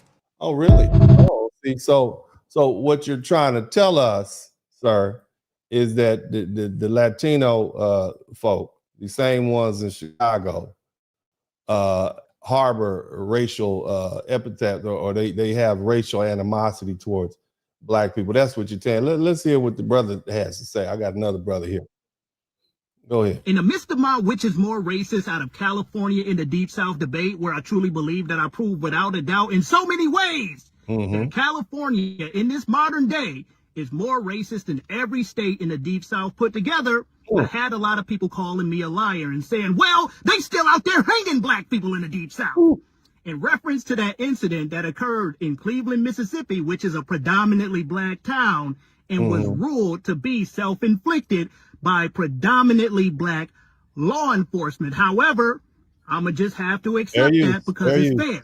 But my question is, Those two black men who were found hanging by trees back to back in predominantly white and Hispanic towns in Southern California during the George Floyd protests in 2020, one in San Bernardino County, the other in LA County, both ruled to be self-inflicted after a thorough investigation. But being that many of you expressed that you just don't care about the evidence brought forth by the racist Mississippi law enforcement and medical examiners who happen to be mostly black themselves, it's only right that you also not care about the racist California law enforcement's evidence, just to be fair, right? Now that you know about this, are you now going to push the same narrative about California, that it's a place where black people just get hanged? Or are you going to move the goalposts? All right. So what I'm learning is, shout out to Johnny Harris, what I'm learning is that that's just a couple. And you all have seen a lot of videos that I'll put up around here talking about some of the racism that we have experienced at the hands of Latinos. And I just to point out, it's not a two-way street. Here's a video I want you to check out. Listen to this. Do you see how black people are celebrating this moment with us? Do you see how they're enjoying Bad Bunny? They're defending Bad Bunny. They're excited to watch it. You all who don't know, Bad Bunny has just, you got a lot of white people who are angry because Bad Bunny, who is a Puerto Rican entertainer, is being, a lot of white people don't like the fact that this Puerto Rican man who is an American citizen is going to be performing at the Super Bowl. They wanted to keep it more American, even if you're Puerto Rican, according to these folk, you're not a real American. All right. But let's keep listening to what she's saying, because she's explaining how black people on cue came to the aid and said, yeah, we support that. We made it cool. You see what I mean? And now the white supremacists got to kind of sit down because black people put our stamp of approval on it. But listen to what this little lady has to say. Hey, Latinos, do you see how black people are celebrating this moment with us? Do you see how they're enjoying Bad Bunny? They're defending Bad Bunny. They're excited to watch him. Take a note. Yeah. Remember it, so that the next time they have a win, the next time there's the first black person to do XYZ, you guys aren't saying shit like, oh, where's a Latino at? Well, why can't we do this and this? Take a note from this. Yeah. Hating. You see what I'm saying? And along with that is, remember when they had that brown man in Wakanda Forever, and a lot of the white Latinos got mad because, he's brown and he does. The brother chose a Latino man to not Latino man, but he chose a more indigenous looking representation to play Namor in the comic book, in the movie Wakanda Forever, right? Yeah, just keep that in mind too. Okay. Keep that in mind. So, and I don't want to get into their intra-racial issues that they may have, but the bottom line is it's a lot of anti-blackness going on, and it kind of seeps over. And it's odd that you all think that we're supposed to come to your aid when even your own people say you don't really come to our aid. Now, the thing is, and I want y'all to understand something,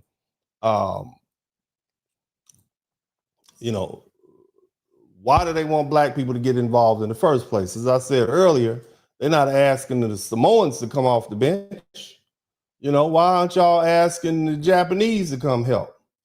Right? Why are you trying to get black people involved in this? That's my thing, right? Why are they trying to get black Americans specifically involved? Why don't you call on the Jamaicans and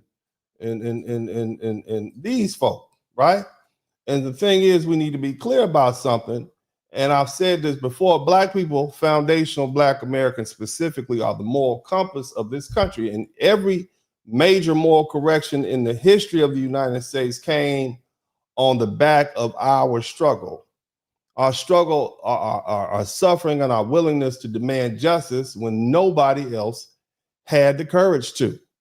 And see, we are the ones who've made America confront its hypocrisy from the plantation to the courtroom, from Selma to Ferguson. Okay? Us. And see, they want us out front now because they know our voice carries a unique power. It's not just that we've been here longer than almost anyone else outside of the Native American tribes, is that we didn't come here by choice. That involuntary presence gives us a moral authority that no immigrant group can claim. Every time America looks at us, it's forced to see its reflection. The blood, the chains, the Jim Crow laws, the redlining, the mass incarceration. Our story is the story of America's conscience. And they know that when we speak, people listen.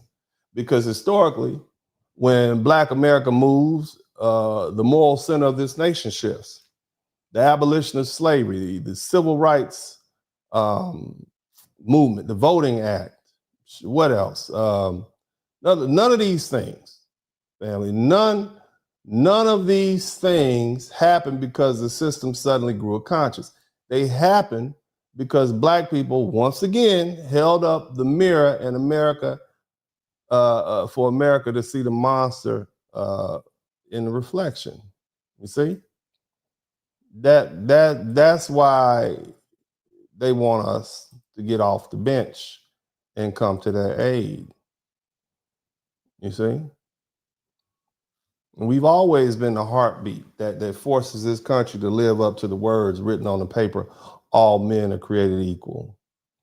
Whether it was Frederick Douglass challenging the hypocrisy of Independence Day, or Dr. King reminding the nation of its promissory note, it's been our struggle that pulled this country towards its so-called better angels. And they know that when we organize, when we unify, and when we call out injustice, whether it's against us or anyone else, the whole world stops and pays attention. That's why they want us at the forefront of this immigration issue.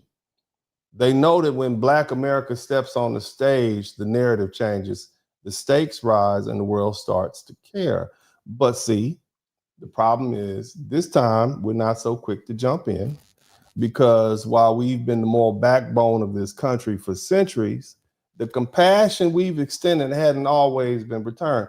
And that's where this conversation gets deeper. We have to be crystal clear about this. They want Black people on the front lines. They want us to take the first blows, to test the waters, to be the human shields for causes that aren't even ours. Historically, when a moral crisis erupts in America, the default expectation is, where are the Black folks? Where's the march? Where's the protest? Where's the blood? Why? Because they know when we step out first, we legitimize the fight. We give it credibility. Our presence turns a fringe issue into a national one. And while we're out there taking the arrests and catching the rubber bullets and losing jobs and losing lives, everyone else gets to stand behind us at a safe distance and calculate. Do we flee or do we continue on? And we don't have that luxury. So let's be blunt. We've been the moral shock troops of America for centuries. Abolition, Reconstruction, civil rights, police brutality protests, immigration marches, LGBT rights, anti-apartheid rallies. Even movements that didn't start with us only became real in the public eye when we showed up. Why do you think feminism gained ground? Why do you think those white feminists came over and recruited those black women out of the civil rights movement, the LGBT movement. The LGBT movement, the face of it is black people, whether you like it or not. But then what happened after we opened the door? Everybody else walks through, they get their benefits, they secure their rights, and they leave us behind still bleeding in the doorway. See, we've learned to stop volunteering for that role. We've got to stop being the first out the gate every time there's a crisis, and that's what we're doing.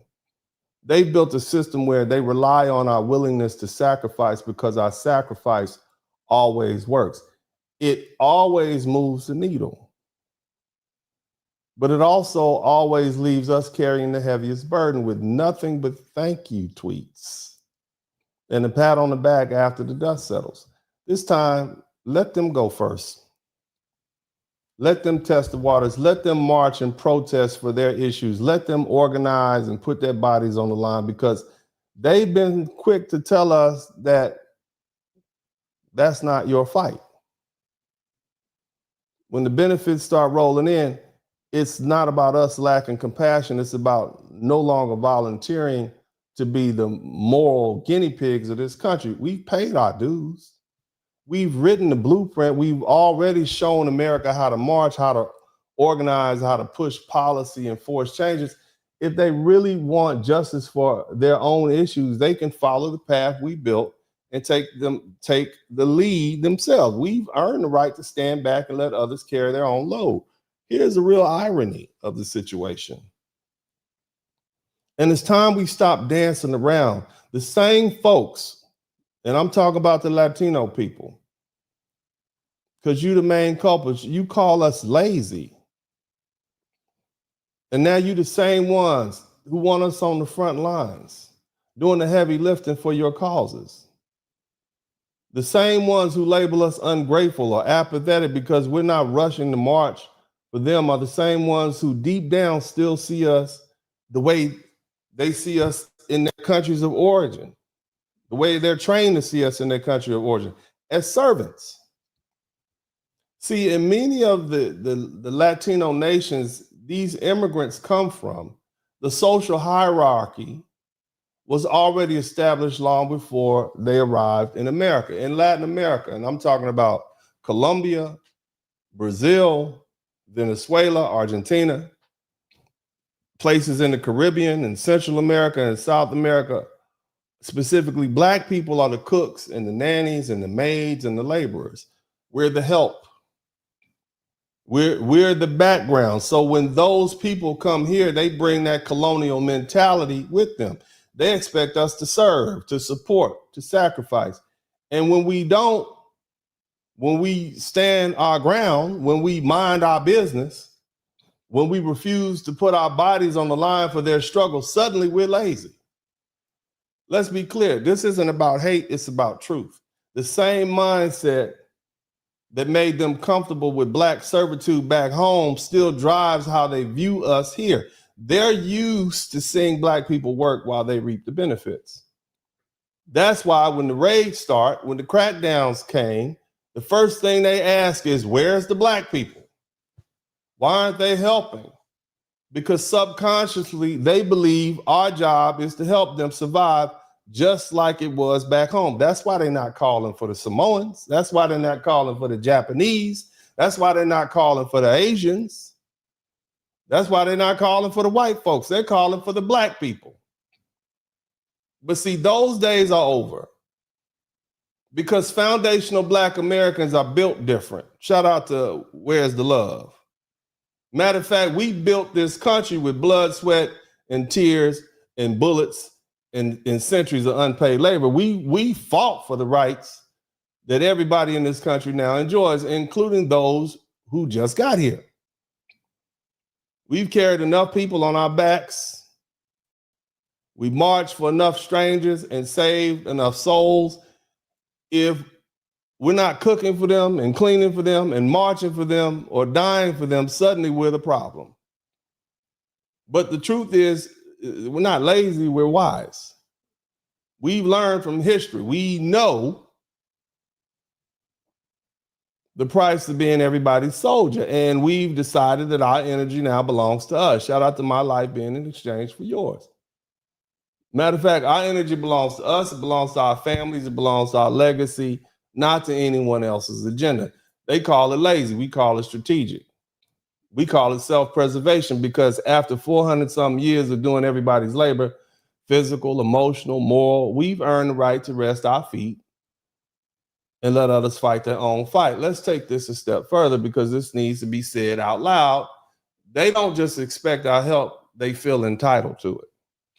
The same people who come here and whisper that Black Americans are lazy are the very ones waiting for us to pick up the protest signs and walk in the streets and fight with ICE and get shot with rubber bullets for them.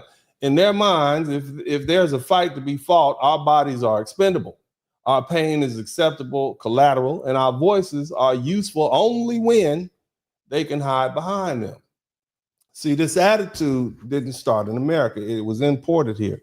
In many of their home countries, there's already a built-in racial hierarchy where Blackness sits at the bottom. In those societies, Black people cook, Black people clean, Black people watch their children, Black people have the hardest jobs and the least pay. The relationships shape how they see us even before they landed, or how they see Blackness even before they landed on American soil. So when they get here and they see that these foundational Black Americans don't bow down like the Blacks that we have at home, they're not begging, they're not willing to be used. Shout out to Super Faquan. We're not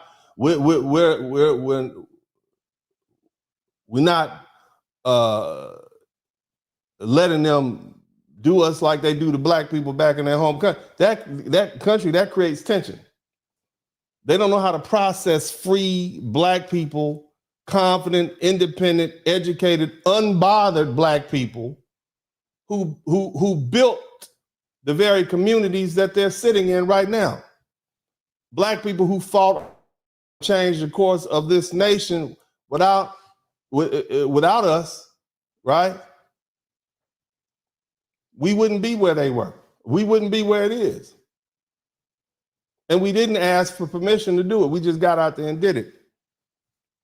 And so to them, if we're not serving, we're being difficult. If we're not showing up to march for them, we're being selfish or apathetic or unsympathetic. If we're not cooking for them and cleaning for them or voting for their interests or carrying their movement, then we're lazy. See, what they're really saying is, how dare you not sacrifice yourself for me the way I think you should? That's not solidarity that they want. They want exploitation. That's a sense of superiority dressed up as moral outrage. They've been conditioned to believe their lives and their livelihoods are worth more than ours. They truly, deep down in their heart, think they're better than us. They were shocked to know that Black people were not immigrants and couldn't be deported. So when the raids began, when ICE starts storming into their neighborhoods, when their people are being detained and deported, their first reaction is not to take responsibility for their political choices, okay, or their silence. It's to look toward Black America and ask, why aren't you helping us? Our children are being rounded up and hidden and sent away and disappeared. They're not asking out of a shared struggle. They're asking because they still see us as the labor class of America's conscience. In their minds, we march, they benefit. We fight, they stay safe. That's the hierarchy that they brought with them, and that's the one they want to maintain here. But it's not going to happen. We've learned that being the moral, shout out to Eric Rod Richardson. We know that being the moral compass doesn't mean being the moral mule. Our compassion doesn't mean we owe our sweat and blood to every cause that comes knocking. We've seen too many times what happens when we lead the fight, when we win the battle, and then someone else comes along and takes the spoils. They feel entitled to our moral labor and our physical presence and our sacrifice, but we don't owe that to anyone. See, the truth is, when they talk about allyship in us and our people and la gente, what they really mean is ownership. Ownership of our time, our image, and our struggle. We can't support justice without being the ones who die for it. Okay? Shout out to My Life Being Exchanged. Let me say that again. We can support justice without being the ones who die for it. We can wish people well without standing on the front lines of the tank. Shout out to Ashton Mulkey. See, we can care about you without carrying your load. And that's not laziness, that's wisdom. That's centuries of pain turned into discernment. That's the understanding that we built this country. We fought its wars, we corrected its sins, and we no longer have to prove our humanity by saving everyone else. They feel entitled to our service because deep down they still think they're above us. But that's an illusion. And it only works if we keep playing along, and we're done playing. Now, that being the case, we have to understand that many Latinos have grown up in a culture that idolizes whiteness. And in fact, there's a long-standing cultural and political tradition throughout Latin America called blanqueamiento. And this literally translates to whitening of the race, okay? And I implore you all to look up this term on your own. Okay, I'm gonna put it here because we want to learn something. All right, I want you to understand you're gonna learn something today, and that's my primary goal out here for you all to learn something. Blanqueamiento. And there's another phrase, and it's called mejor la raza, and that means bettering the race. So whitening the race and bettering the race. This is part of their cultural mantra. And what that really means is improving one's family status by marrying lighter or white Europeans and avoiding dark-skinned people, especially black people. That is what that translates to. These aren't isolated sayings. They represent centuries of racial conditioning embedded in language, culture, and law. Now let's put some receipts behind that. When I talk about blanqueamiento, it wasn't just slang or street talk. It was state policy. It was ideology and social engineering across Latin America, especially during the 19th century. That's going to be between 1800 and 1899. Okay, and the early 20th century. Nations like Brazil and Cuba, they openly promoted European immigration. Send us your poor whites, just send them down here. We need the DNA. And the whole reason to bring them down here is because they wanted to so-called improve their population. Too dark. Too many indigenous and too many African former African slave. So the elites of those societies equated whiteness with progress and civilization, and blackness with backwardness and poverty. And it showed up in the censuses, in immigration subsidies, and in official speeches about national modernization. This wasn't accidental. It was institutionalized racism designed to erase the African ancestry and elevate whiteness as the national ideal. And then there's mejor la raza. This phrase is still alive today. It's whispered in homes and echoed in beauty standards across Latino communities. Look at their television shows. You hardly ever see a dark person other than the maid or some help or something like that. Nevertheless, it encourages people, often women, to improve the race by pairing with lighter skin or white partners. Scholars, including those here at the University of Texas in El Paso, they've documented how this mindset persists even among US-born Latinos, especially in families where marrying lighter is viewed as a social advancement. It's a subtle form of racism that passes as good advice, but it continues to poison generations, teaching that lighter is better and darker is inferior. And these are the people you all want us to partner with.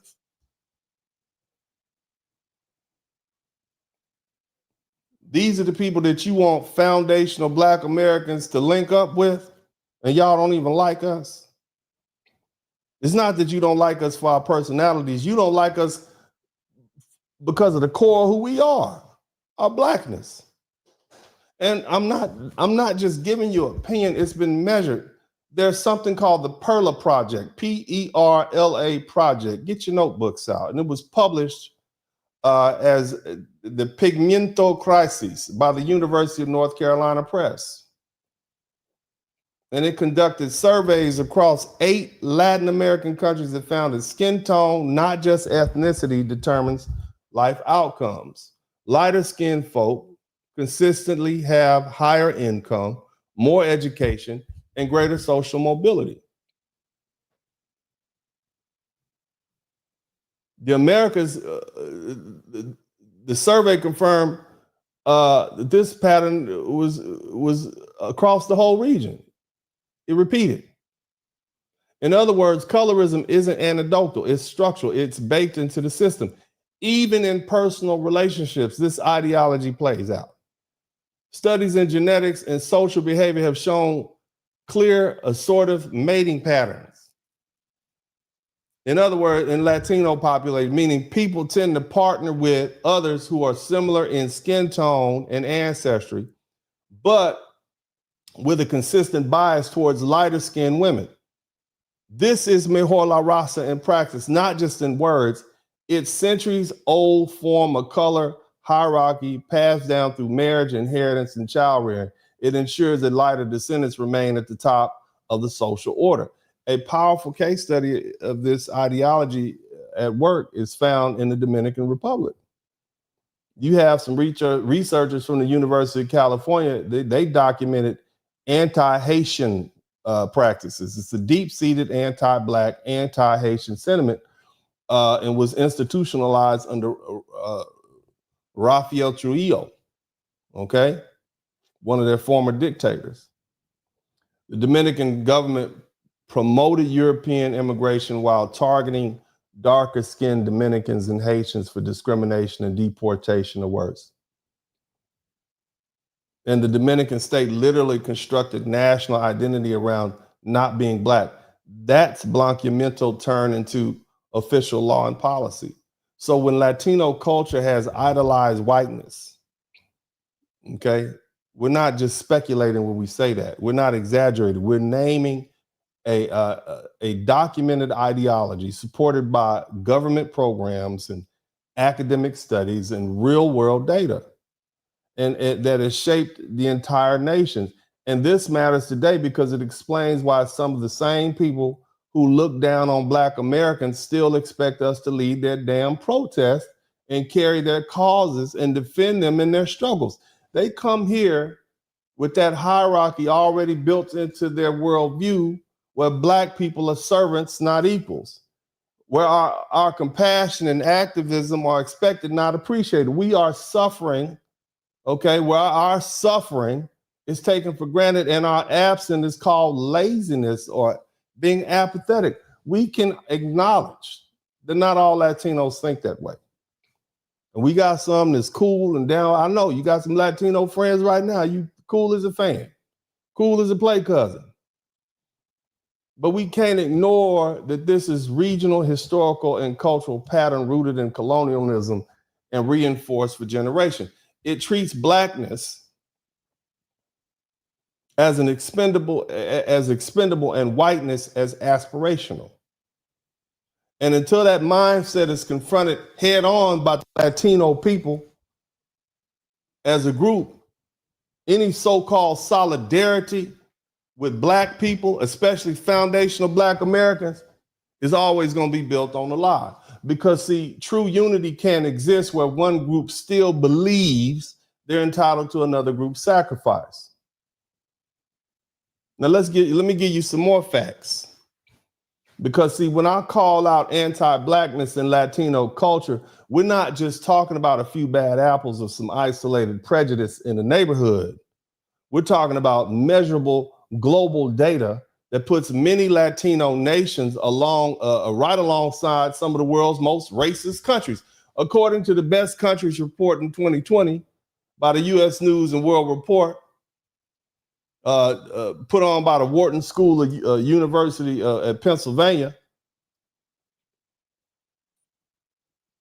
Brazil, the largest black population outside of America, ranked among the top 15 most racist countries in the world. Argentina, Chile, and Mexico, all Latin nations. They were all in the top 40. The Dominican Republic, which literally shares an island with Haiti, ranked in the top 70 despite its African ancestry, which if you go to the Dominican Republic is undeniable. And then if you look at Ecuador, Colombia, Peru, Guatemala, Honduras, Costa Rica, and Panama, all of them appeared on the same global index. Now understand what that means. These aren't places dominated by white Europeans. These are countries where large indigenous and African descendant populations exist. Yet people who identify as mestizo or white Latino are still ranking high in global racism studies. That's not accidental.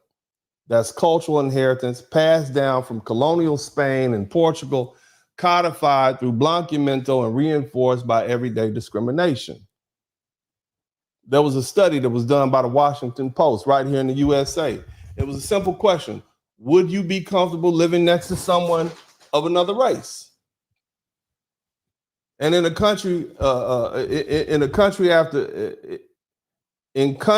country across Latin America, large percentages said no. In some nations like Brazil, Mexico, Argentina, anti-black sentiment has been normalized for so long that people don't even see it as racism. They see it as preference, as beauty standards or tradition.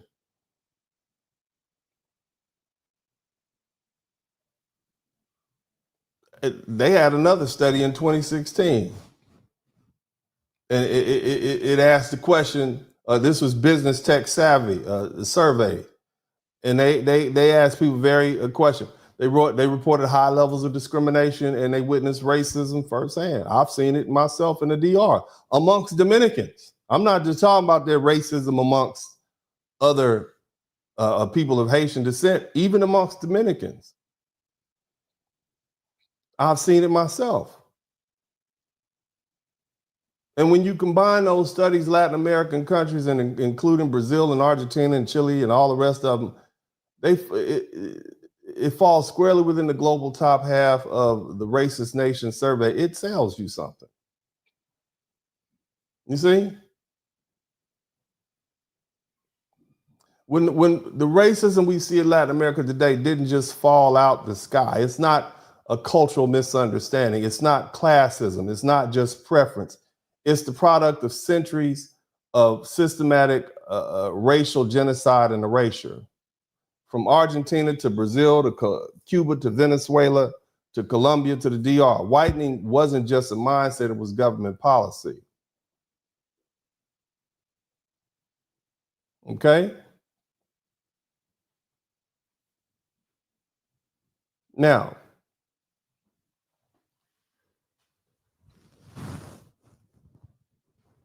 let's deal with another uncomfortable truth.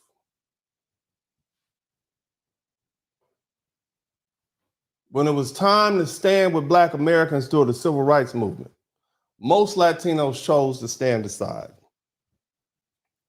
See, history gives us receipts. During the 1950s and the 1960s, when Black people in our country were being beaten and jailed and unalived for demanding basic human rights, Latino organizations had a chance to link arms and form a united front against white supremacy. Shout out to My Life, Ben Exchange. But what did they do? Instead of linking up with us, they distanced themselves, choosing assimilation over alliance. One of the most glaring examples comes from the League of United Latin American Citizens, LULAC, one of the oldest and most influential Latino civil rights organizations in the United States. Now, while Black people were marching in Selma and riding buses through Mississippi and facing fire hoses and attack dogs in Birmingham and LULAC, their leadership was focused on something entirely different. They were trying to convince white America that Mexicans weren't Black. Now, I want you to keep in mind, it wasn't just Black people who were fighting for civil rights. You had a lot of Jewish people financing that, a lot of white people financing the movement. So they had the opportunity to come in, and I'm sure there was some Latinos in there too, but largely, okay, as far as organizationally, they were focused on trying to be white instead of siding with Black. And in fact, as documented by a historian named Benjamin Marquez in LULAC, the evolution of Mexican American political organization, this was something that came out University of Texas Press in 1993. Early LULAC leaders publicly declared that they sought to improve the race and align with whiteness. The organization's president at one point explicitly stated that the Negro must fight his own battles. That was the president that said that. That wasn't just a slip of the tongue. It reflected a larger attitude among many Latino leaders and their people at the time. Okay? What did it reflect? We're not with them. We're not with them. And while Black Americans were being lynched for trying to vote, LULAC's mission was to prove that Mexican Americans were white enough to be accepted. They fought segregation not by challenging white supremacy itself, but by arguing that they were wrongfully classified as colored. They literally wanted to be allowed to go to school with white people and be classified as white. So instead of joining the struggle for universal civil rights, these Latino run organizations like LULAC, they lobbied for conditional inclusion based on proximity to whiteness. And this wasn't just LULAC. See, across the country, many Latino groups and leaders adopted the same strategy. They sought legal and social distance from Black Americans to avoid the stigma of Blackness. And they knew the system despised Black people, but rather than confront it, they tried to escape it, even if that meant leaving their darker brothers and sisters who are also Latino behind. They wanted to just push their dark-skinned abuela in the closet and pretend like she didn't exist. See, when the price of justice was blood and jail time, most Latino leaders stayed home. They watched Martin Luther King Jr. and Malcolm X fight battles that would eventually open doors for people of color, all people of color. Yet when it came to time in March, most of them weren't there. And you see our leaders took bullets. And so that's why it's important to understand this historical context when people talk about Black and brown unity. And unity has to be earned, not assumed. Because when the heat was on, when the hoses were spraying, when the dogs were biting, when the bullets were flying, Black people stood alone. And while some individual Latinos did march, and we give a shout out to them, they did risk, they did fight, just like in the BLM movements. Those were the exceptions, not the rule. Shout out to Faquan. The truth is, for much of the 20th century, Latino organizations defined success not by dismantling racism, but by proving they were not Black. And that decision, that cowardice, that silence is one of the reasons the racial hierarchy in America is still so strong today. So when we hear about coalitions of people of color unity, let's remember that history. Because see, the first test of solidarity came decades ago, and too many of them failed it. And so now everybody's saying Black folk need to come off the bench. There's a lot of Black people and Hispanic people and others all saying that thing right now. Black folk need to come off the bench and help. You heard some of them. Because of what's happening under Donald Trump and the raids and the rhetoric and the deportations and the political scapegoating, that somehow it's our moral duty to get involved. They saying we should step up and organize and fight on behalf of our Latino brothers and sisters. The same way they fought on behalf of us in the civil rights movement.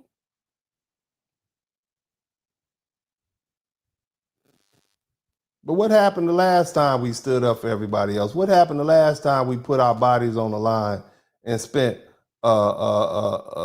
money and risk our lives only for those other groups to get the rewards? Well, we got the backlash. We got our country, our communities got decimated. We became the target of COINTELPRO and the CIA. They flooded our communities with dope to undermine the Black families. They came up with all sorts of systems that we took the heat for that and still are. We had to deal with mass incarceration.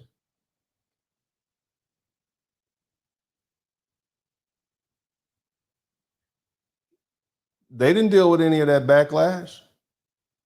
So you see, this isn't just about empathy or humanity. It's about a pattern recognition. Because if we look at history, we've seen this movie before. When the pressure hits their community, suddenly Black people are supposed to be the cavalry. But once the crisis passes and things stabilize, those same people go right back to their social norms and place us at the bottom. They go back to laughing at our skin tones, locking the doors when they see us, calling us lazy, and pushing policies that hurt us politically and economically through their leadership and their voting habits. Remember, these people voted for Trump because they wanted to be white adjacent. Now, I know it's some Black people that voted for Trump. They did it for a whole lot of other reasons, but the bottom line is that was their reason. Because it definitely wasn't in their interest, because he said he was going to deport them. So the real question is whether we can come to their aid. But what happens if we do? What's the aftermath look like? Let's say all the Black people decide to get together and, before Juneteenth or first Sunday of next month, let's say we all came together and fixed this problem for the Latino. Let me share something with you. Who betrays you once will betray you 1,000 times. And there's no need to drink the whole sea to realize it's salty. That's a Native American proverb. So I want y'all to picture this, okay? And I want y'all, before I give you the breakdown, I want you to see what's actually going on right now. This is the problem for these folk right now. I want you to see these ICE activities, okay? This is what ICE is out here doing to folk, right? They are out here. They just showed up in Chicago like this. Look at this. Deep in Chicago. You know what I'm saying? They're doing it big. This is what's going on in Chicago. We got folks on the bridge. Keep in mind, Trump said you couldn't bring in the National Guard. He said, okay, gotcha. I'm gonna federalize all these National Guardsmen into ICE employees. See?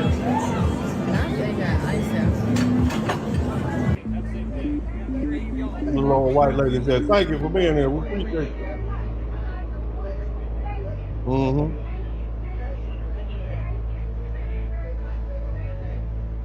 Mm-hmm. This is what ICE is out here doing. Let's keep looking.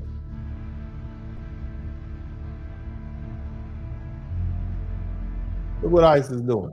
Here, a home. This is in Chicago, just southwest of downtown, near the intersection of 40th and McKenzie. There you. ICE is want your goggles. Tear gas. Look what they're doing. Those are not. No, this feels like a third world country. You want to see what real independent journalism funding? Fair use. This is what ICE is out here doing. You understand me? Look at that. the Chicago police.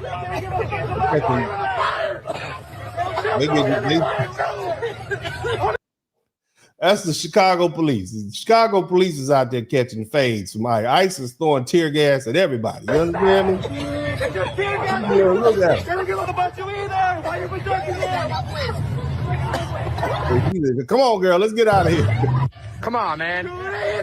ICE is getting tear gas. Come on, man. Y'all, you know that was up. Y'all know that was up. You can do about it. Y'all know that was up. None of those police officers want to catch a federal charge messing around with. Look at your boy's face right there, man. Y'all want us to go out? They black people. They want y'all to. The ICE is tear gassing the police, and the Latino people want black people to go out there, and the police is getting whooped on. Damn. You know what I'm saying? Damn. Notice they got a bunch of Latino cops out there. Boy, ICE is not there. We're gonna go this way. Wake up! Wake up! Wake up! They getting out of there. None of us get paid enough for this. You getting the hell out of here. That's what ICE. Wake up! They shot a Chicagoan today. Arrest ICE! Wake up! Let's see what else is these ICE activities. Federal agents are first seen trying to arrest an Ecuadorian man as his traumatized wife and children struggle with him, pleading for them to stop. Once the man is in custody and dragged away, his wife later confronts one of the officers, who grabs her and shoves her into a wall, then slams her to the floor. The screams of her children echo down the hallway as another agent warns everyone else. Stop getting in the way. One more time, you will get arrested. Yet another video sparking more outrage at the actions of federal immigration authorities, both here and across the nation. And catch these hands. This is what you all want us to do. Y'all want us to jump out here and catch these hands. I don't know. I don't know about that, sir. Fair you. Yeah, let's go. I'm on you. Look at that. The boy, he said, I'm on you. Let's go. You know what I'm saying? These are the ICE activities that's going on right now, and they want black people to jump in the middle of this. Why? What I mean, I'm just understand why would we gotta, you know what I'm saying?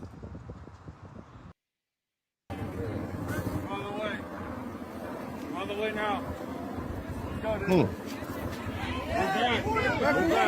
Move back. Please move back. Move back. Come on. What you want to do? Move back. Move back. Well, this isn't backing up for you. Keep on playing. Uh-oh. What's up? Me again. Step back. Step back. I'm on a public road. You playing. You're not doing anything. You're saying that. Oh, Lord. Oh, Lord. Look at that. Oh, Lord. You in dreadlocks swinging. Why you run up on the brother? Why you run up on the brother in the first place? Why you think you could just run up on that brother like that? You think he wasn't going to do nothing? He's not doing anything. You need to stand over there. No, I'm going to stand right here. He's not doing anything. I'm going to stand right here. Yeah, these are ICE activities. This is what they want us to jump in front of. He's not doing anything. He's doing too much, ma'am. He's doing too much. Got up on that man's face Hey, like look at that. me. Now they hemming him up. Nah, you was in that man's face, sir. Yeah, that's what you were doing. That's my boyfriend, yes. Your boyfriend's going to jail. Okay. You thought you was going. You thought you was going to run up on that little brother. You thought that Blanquimento was going to be a shield for you, and it didn't work out the way you thought, sir. Let's keep going. Now you got issues. You know what I'm saying?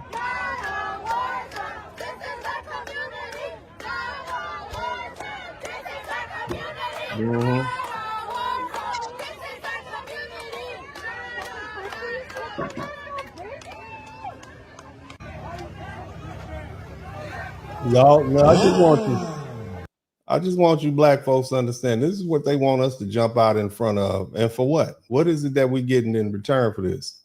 They're not going to deport us. So what is it that we're actually getting for this?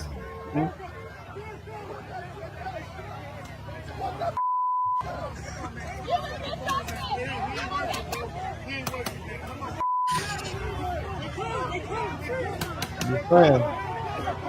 Going tear gas.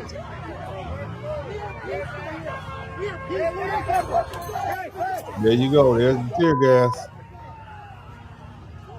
Okay. I thought this was kind of humorous. Check this dude out. He just messed with us. Look at that. Look at these ICE agents running into. Man, that's crazy. They didn't see it in person. Chicagoans say they saw the videos of ICE agents walking around the tourist areas. Today, the governor, Latino caucus, and some immigrant rights groups, they're going to talk about this latest show of force. Dozens of uniformed agents were seen walking in Chicago, and when they were at the Chicago, this is what's going on in Chicago. City's being intimidated and threatened by masked federal agents. Chicagoans this morning are reacting. My wife works on Michigan Avenue on Superior. She works there, so she saw all the action and all that. We're like, man, it's really, really, you hurt people. You're hurting kids. You're hurting families. Nobody is going to stay and work when it's like this. After this situation, we considered leaving our jobs. I don't know how the visa will work next time, and there will be some people who need to go there, but I have to think about it. Now, this is from that Alabama raid. They had them, apparently them boys in Alabama had the Korean engineers drinking water off the ground or something crazy like that. But this is what's going on. This is what they want black folk to jump into. Most black people are like, nah, we good. But let's say we do. Okay, let's say hypothetically, let's say black people decide to jump in. Okay, let's picture this. I want y'all to picture this, right?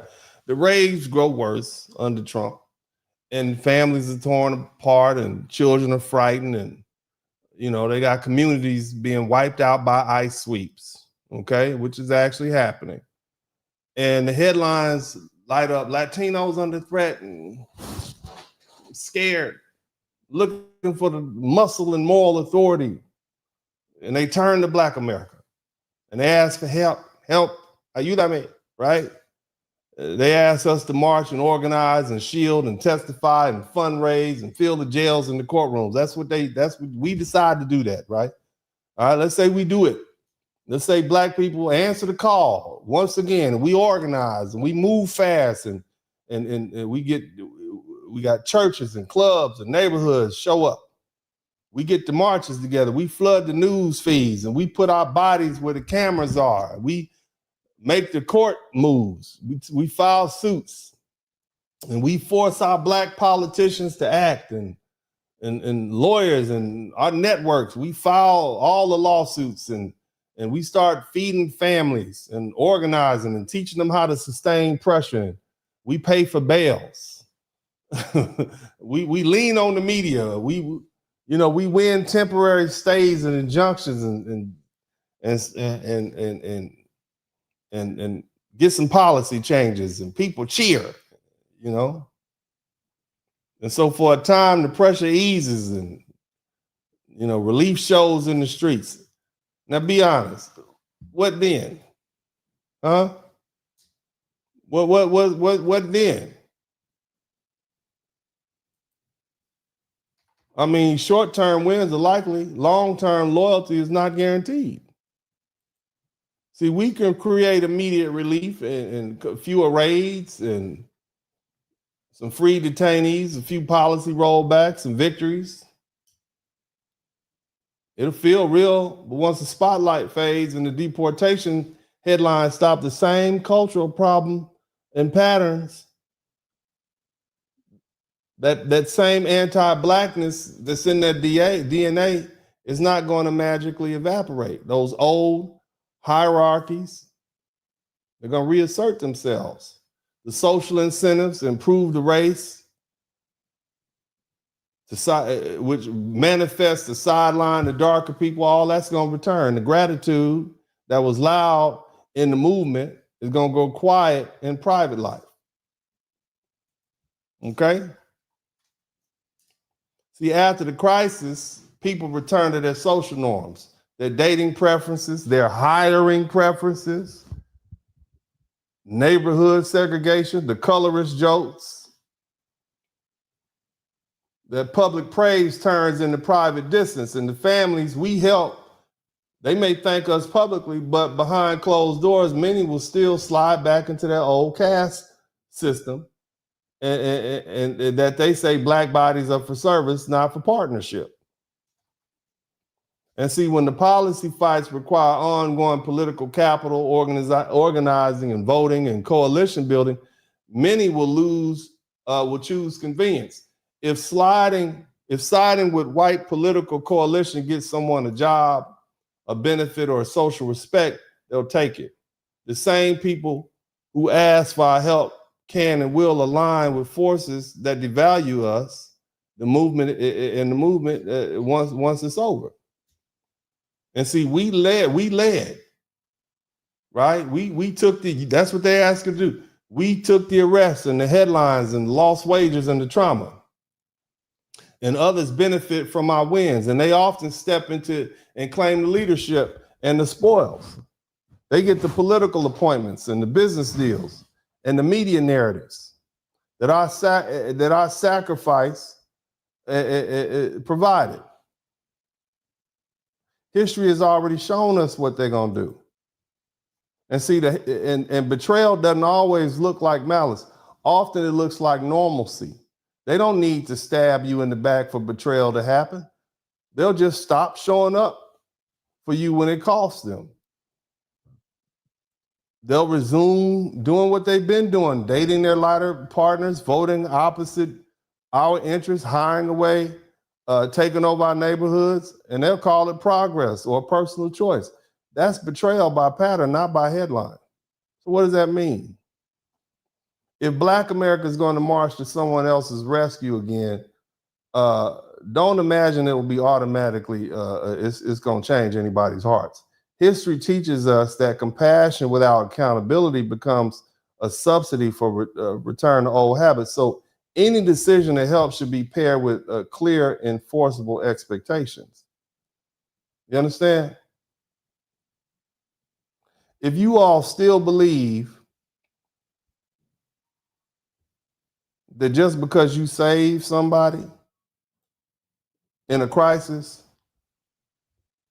that they're somehow going to be your friend or loyal to you're ignoring 400 years of evidence. If you help smart, okay? But at this point, it's nothing in it for us. Look, man, let me explain something to you. And a lot of people feel the same way that I do. There's a lot of Black people, because see, it's not just, don't get me wrong. We're very compassionate and loving people. We are. We can agree with that, right? We're very compassionate and loving people. That's what makes Black people so special, okay? But it's a lot of Black people that don't care. And they got good reasons why they don't care. Let me let you hear some of them. Feel about the 75th and South Shore raid. Okay, so let's get into it. So one quick thing to note is I want to show you guys some headlines that you may have missed in the last several months to like a year, okay? So over the last few months, there have been multiple arrests of large groups of gang-affiliated individuals, and they were affiliated with the gang, which is called Tren de Aragua. I believe that's how you pronounce it. So these people have embedded themselves in a multitude of neighborhoods all across Chicago, and it is due to the mass import of a lot of individuals that were not validated by immigration. When you get validated by immigration, they do check to see if you have any like warrants that are that can be read or seen by the country you're trying to come into. They check a lot of things. These people were not checked for these things. So we do have a large new gang presence that is here in Chicago. The situation that happened on 75th and South Shore, they had a warrant to go and to target certain individuals in that building. Once they got into that building, more than likely chaos ensued, and they ended up having to secure individuals in order to secure the operation, keep themselves safe, and also keep those people safe. Why? You're going to immediately say, oh, you're making excuses for them. I'm not. If you know a police officer if you understand how it works to be a police officer, their job, or just an officer or an agent or whatever, their job is to secure the situation so they can complete the operation and they can get out of there safely. If you have people literally panicking, coming in and out of their units, trying to accost you or attack you while you're doing your work, which is what Chicago officials have been training people to do. These quote unquote activists, the mayor. That is a good point, because I do recall a few weeks back, you had the mayor of Chicago, I guess, and some other officials, I guess, telling his people to resist. I think I do recall that. Isn't that something that was said? But let's go ahead and let the sister finish. That's something that's never brought up. And the governor are literally encouraging Chicagoans to protest, but also to intervene and to prevent law enforcement officials from doing their job. That's illegal. So if any person did that, if any person presented any danger to those officers, if any person intervened, got in the way, or tried to stop them from getting those people, those like 37 people that were in that building that were gang affiliated, if they tried to do that, that is against the law and it's not allowed. It's not. So that's one of those things that we have to kind of stop letting Mayor Johnson send us off on a blank mission for, is thinking that you can go and intervene in a federal operation and not have any repercussions, because there are most definitely repercussions that you will have as a result. I'm very happy that those people got removed from that building. The Black Chicagoans and people in general deserve to be able to live in their building without having a foreign gang embedded inside of their building. Well, absolutely not. Last thing I'll say is that I want people to be safe. The best way you can keep yourself safe if you see federal agents doing an operation is to get out of the Amen. African American citizens in Chicago. Like, as Hi everyone. Hey baby. I have been following and blocking a lot of people lately because of the nonsense that I keep seeing about people in my city. Honestly, at this point, I don't care if people assume that I'm a MAGA or Trump supporter. I want you to keep in mind, these are people from Chicago, Black people from Chicago speaking. Keep going. Whatever. Because the funny thing is, I didn't even vote for the man. I didn't vote for him. What frustrates me is the propaganda, lies, and misinformation I see coming from people from the left. Too many people are just reacting to headlines and emotions instead of actually reading and thinking critically. Comprehension is very important. I've lived in several countries, and I didn't live in tourist areas. One time in Turkey, I was at the airport, TSA. They took my passport, and I started wondering, why the hell am I still here? Should I be going through now? Eventually, I found out it was because I had overstayed by 1 day. But ask yourself, how did I find out? A group of 5 to 6 Turkish police officers came in squad deep, and they told me that I had to go with them. And they brought me to their station. There, they explained that I could pay a fine or have the overstay permanently marked in their system or on my passport. And as a Black American woman traveling solo, I was scared as fuck. But I also understood that this is their country. Again, this is their country. Their rules, their laws, and I was just a fucking guest. I'm a guest. I can't just go in their home and rearrange the fucking furniture. Watch your language. How dare I? And now to the Venezuelan gang. How did a Venezuelan gang get into this country? How did they get here? Why were migrants pushed in predominantly Black neighborhoods? Y'all hate to ask these fucking questions and it irritates me. Go ahead, baby. I remember last year, some Hispanic neighborhoods refused to accept them. That's why I made a comment under someone else's video some time ago about like how the predominantly Black neighborhoods in Chicago, they're not going to be predominantly Black maybe 10 years from now. That's it's the probably plan. a little Venezuela, to be honest, because I'm already seeing it. Now, the girl who I showed in the beginning of this video, you are fear-mongering. And you're not going to fear-monger me, baby. You're not. In the South Shore area, a building was raided. In the Tren de Agua, I don't know how to pronounce it. Don't care. Anyway, the Venezuelan gang, they were found inside. Why the fuck did you not mention that in your video? And you also forgot to mention that the Black people, as you say, were released. They were released. Yep. Y'all are pissing me off trying to push a certain fucking narrative because you want us to go out and protest for y'all. Or you're trying to make us Black Americans trying to say that we're immigrants. We're not immigrants here, baby. No. My parents are from here. My grandparents are from here. My great-grandparents are from here. My great-great-grandparents from here. I got roots in here, baby. I'm not leaving. And another thing that gets me tight is the amount of Black folks that be caping for Brandon Johnson and Governor Pritzker. Y'all be calling out billionaires all the time, but y'all not calling his ass out? That man, Pritzker, has a history, allegedly, of being a crook. A simple Google search would do y'all justice. Y'all saying that this man has done a lot for black people in the city. Bitch, where? There are fucking food deserts in predominantly black neighborhoods. They're going to cut the public transportation, CTA routes, in predominantly black neighborhoods. Not only that, y'all want us to continuously protest for y'all when Hispanics have been very racist towards black folks, especially in the city of Chicago. Do you hear that? You all are talking to us like we don't understand your history. It was different back in the day. We hadn't had a chance to really get to know Latinos and Irish and Italians and everybody, even our African brothers and sisters who came here. But we know now, and we are very intelligent people, and we are especially attuned to racism, okay? And so in a situation where now you are trying to call us off the bench and get us to jump in line, we're like, well, what about your racism? Is this what you want us to do? You want us to jump in front for you? And I explain in some detail why, but let's keep listening. I have family that work in that industry, and they've experienced discrimination firsthand from Hispanics. After that, I have experienced discrimination as well. I've personally been called the N-word multiple times by Hispanics, and I had to tell them to stop, and they want to fight. They want to fight to continuously say the word. I've also experienced discrimination towards Hispanics when it comes to getting a job, getting increase in pay. That pisses me off about some Chicagoans is when y'all are saying there's no crime here. And I'm seeing people post videos of them being in a safe neighborhood, and I'm realizing like, oh, I know that neighborhood. It's the gaslighting for me. And I remember Trump saying he was going to send the National Guards here, and I was debating because I'm like, I could see how this can go in two different. Now keep in mind, this little lady didn't even vote for Donald Trump. Keep listening. Different ways. But unfortunately for me, I would want it because I got stuck in a crossfire on 76 and Evans. Broad daylight. I was in a state of shock. Luckily, this elderly man pulled me to the ground. He saved my life.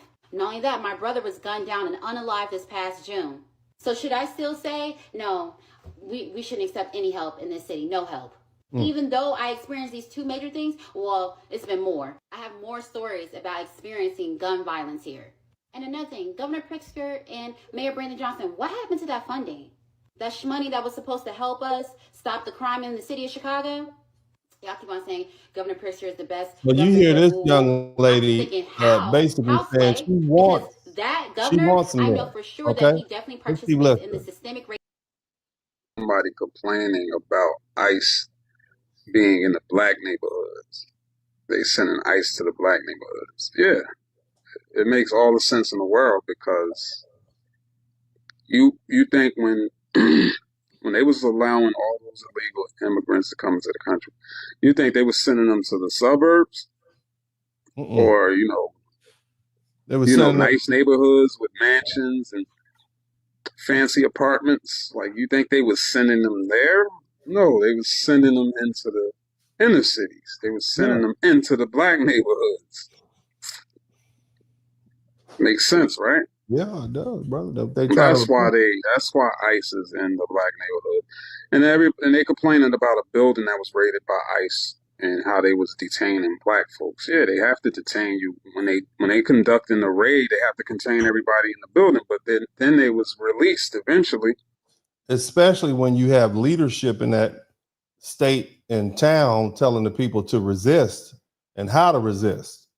ICE that's why they're doing that. Let's keep it. That's why they have to go through those extra steps. Apparently, learn something new every day. But come to find out, that building it was basically taken over by illegal Venezuelans. Oh, okay. So what the brother is saying, yes, even though they came to a black neighborhood, the building which these folk were sitting in was populated by these Venezuelans. See the truth? See how the truth eventually comes out? And they're trying to get you all excited and angry and upset. Go ahead. And I actually saw a video of the guy. He was doing a walkthrough throughout the whole building and how the first floor and the entire first floor was taken over by Venezuelans. And the second, they wasn't paying no rent. They was running cords through the building, like through the apartments. Wow. Couches were in the hallways. Oh, wow. Man, and then he was talking about, don't let me get started. We didn't even get to the second floor yet. Like, what? Like, these people wasn't paying rent, nothing. They just was lounging in these apartments, these vacant apartments. entire first floor, the entire second floor. Is crazy, man. It's ridiculous that, you know, the politicians in Chicago, Brandon Johnson specifically, allowed this shit to go on. Like, and I'm sure people were complaining, you know, black folks in that neighborhood, in that building was complaining, like, yo, can you do something about this? And he didn't do shit. Not telling how long this shit was going on. Or how long it would be going on. Let's keep listening. Let's keep listening to the people. To flat iron my hair, y'all. I just blew it out. I want to talk about these people really excited when they're like, oh, ethnic Black Americans are now getting detained too. Like they've been waiting, like this, like it was the new release for the Jordans. Like the new iPhone was coming out. Like they were just waiting for this day to have, oh, you guys are getting in trouble too. Like, look, you know, and it's really pathetic because number one, no, we're not getting deported. We can't get deported. Sorry, that's your fantasy. That's your sick fantasy, but it's not happening. Number two, it was one woman who was detained for a couple hours, unfortunately, because she happened to live in a Hispanic building. She happened to live in a Hispanic building. And so apparently the building was overrun with Hispanic gangbangers. And so they just wanted to make sure that she also wasn't gangbanging with them. And that's what happened. And they let her go. They didn't let the other people go. Those people are on their way to being deported. So I'm sorry to ruin your sick fantasy. Also, too, when you're like, see, you guys, you know, they're doing it to you, too. We're not, you know what, just so you know, we're not fighting for you anymore. We're not fighting for you anymore. I don't care. We don't care if 1,000 of us are rounded up. If 1,000 of us are rounded up, we're going to fight for ourselves. We're not going to fight for you anymore. We're not going to. And this is just somebody else, another creator said this. If you thought that ethnic Black Americans were getting detained or deported, I didn't see one of you guys say, we're going to go out there and help our brothers and sisters. They're getting detained now, too. What I saw was tethering. What I saw was disgusting. What I saw was people excited and gleeful, like, oh, look, now it's your turn. We told you so. Like, you're getting detained now. I didn't see anybody saying, let's go help them. Let's go support our brothers and sisters. Like you never do. You never help. You never wanted to help. We've always been the person helping, and now we're not helping you. You don't know what to do. You can't protect yourself. You can't do anything. Okay? We've been detained for centuries. We were detained on the way to this dang on country when we were building up the country. We were detained when we were crossing, when we were indigenous people, and we were crossing from, Florida to Oklahoma, being shipped off on the Trail of Tears. We've been detained since the since the landing of the Europeans in this country. We've been detained. Being detained is something that we are very familiar with. Okay. So no, it's not anything new. It's not karma. It's not, oh my God, look what you guys are going through. It's none of that. It's none of that. So while you're trying to feverishly and, gleefully try to hope that somehow we're going to get detained, we've been detained for a long time, but what we're not going to get is deported. Not going to get deported. That was a surprise to them. We still listening. Y'all still with me? Let's listen to some more sisters. You need to stop lying and saying, and people on this internet need to stop lying and saying that they're coming for black people. Yes, there was a building in a black community that was not majority black because it had been overran by illegal gang bangers. Let's be clear. So why everybody want to keep throwing that narrative around half of South Shore is fucking invaded by illegals. That's the truth. So don't get on here saying black people are being came for. They're coming because they're in our neighborhoods and our communities. That's why. So yes, they're going to go in buildings where black people live and sleep because they put them in buildings where black people live and sleep. South Shore, born and raised. I know what I'm talking about. Stop pushing that narrative because it's not correct. So for those who was questioning about who I am and where I'm at, this is Adam Clayton Powell. Shout out to Johnny here. This is the building. that everyone is in an uproar about. So as I said, South Shore, this is your community, your neighborhood, and this building was not. I mean, look at all the windows broke out in the building. This place was being torn apart. Majority black when the ICE came the other day. It was not. Yes, black people were affected, but this building was overran by illegal Venezuelan gangs. And I just had several conversations with residents who are moving their stuff out of here that confirmed that. So stop letting media put that false narrative in your head that somebody coming for you, because they not. You was born here. You was born on this land. Rise up and stand up on something and stop letting any and everybody tell you something. All right, go ahead. POC, you are now immediately a target for ICE raids. In case you ain't know, them. Get him, brother. This is no more than a Democratic ploy to get black Americans to come outside and protest and rail against ICE. It's a fear tactic. I don't believe it. I don't buy into it. But if that is the case, if ICE is actually targeting foundational black Americans, they should, because that's where the governor of Chicago and the mayor of Chicago put a lot of illegal migrants. There are Haitians, there are Africans that's pretending to be foundational black Americans. It's trying to sound like foundational black Americans. It's trying to dress and act like foundational black Americans. So I have no problem with that. If that's where a lot of them are hiding, then there are going to be a few victims.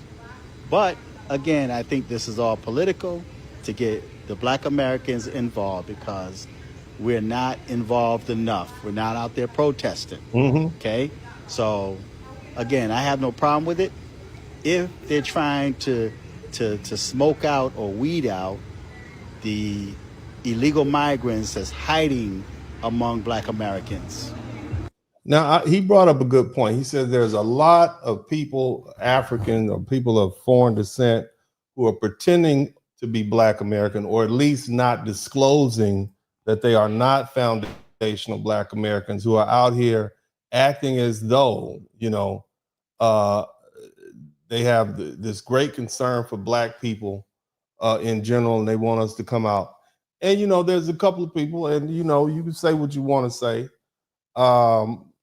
But it's like, we can tell, okay? We can tell. This lady right here is a brilliant attorney. Them U.S. citizens. And she's a citizen. She is a immigration attorney, okay?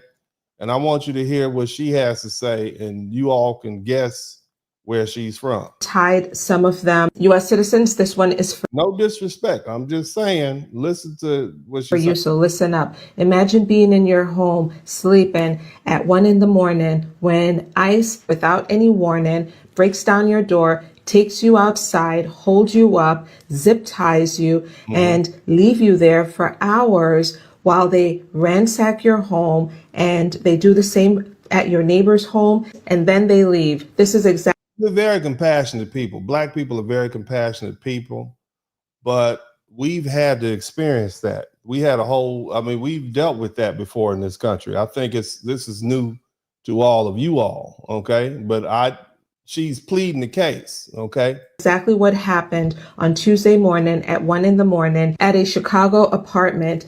ICE, ATF, FBI, and other federal agents conducted a very large-scale operation at an apartment building where U.S. citizens were living, and there were some U.S. citizens living there, but they were targeting these illegal immigrants from Venezuela. Broke down doors. They took children, women, and men outside. Some people were naked. Because many of them were here illegally, ma'am. That's why. They zip tied some of them and ransacked the place and arrested 37 people. 37 illegal immigrants who were here illegally. We have no idea who those 37 people. They were 37 immigrants who were here illegally, the majority of which were from Venezuela. People are, what their immigration status is, and they had a presumption of who they were and what their immigration status was. Why U.S. citizens were involved in such a targeted.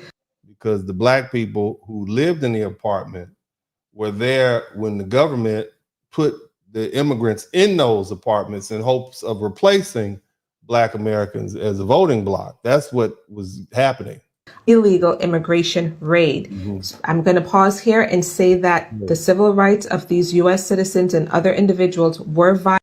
The civil rights of the U.S. citizens were violated, perhaps, but there was some exigent circumstances because the governor and the mayor of Chicago and the governor of Illinois had apparently participated in telling these people to resist ICE. And that's what they were doing. So in anticipation that these people would follow the advice of their leaders, ICE came with that overwhelming force, which is what police officers and law enforcement often does, ma'am. Violated by these warrantless searches of their homes, and the fact that they were held up in such a way they could actually you can take that up to the United States Supreme Court.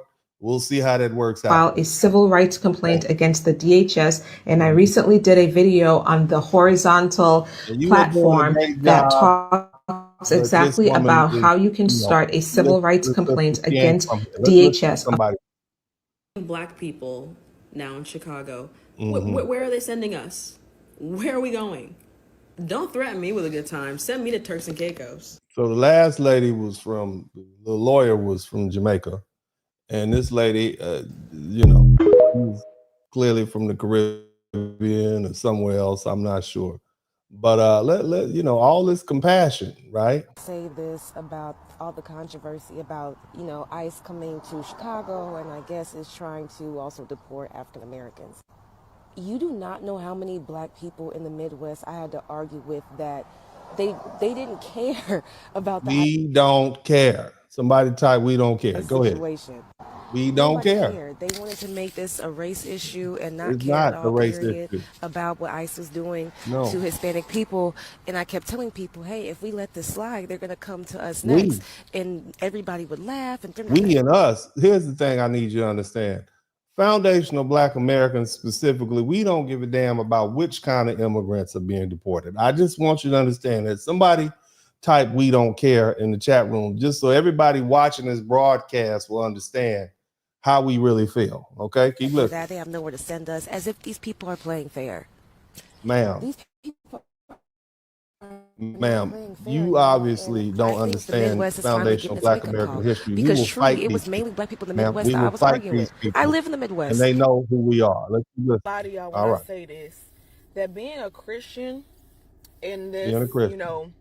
day and age is so compassionate. extremely Such a hard. beautiful. Well, I know, baby. Not I know. because Go I'm ahead. trying to live righteously, not All because right. I want to sin or nothing like that, but because I know I you have don't to wanna choose sin. to walk in love every day. I know you got to regardless of walk in love. We're gonna let somebody. Because it's getting real out here.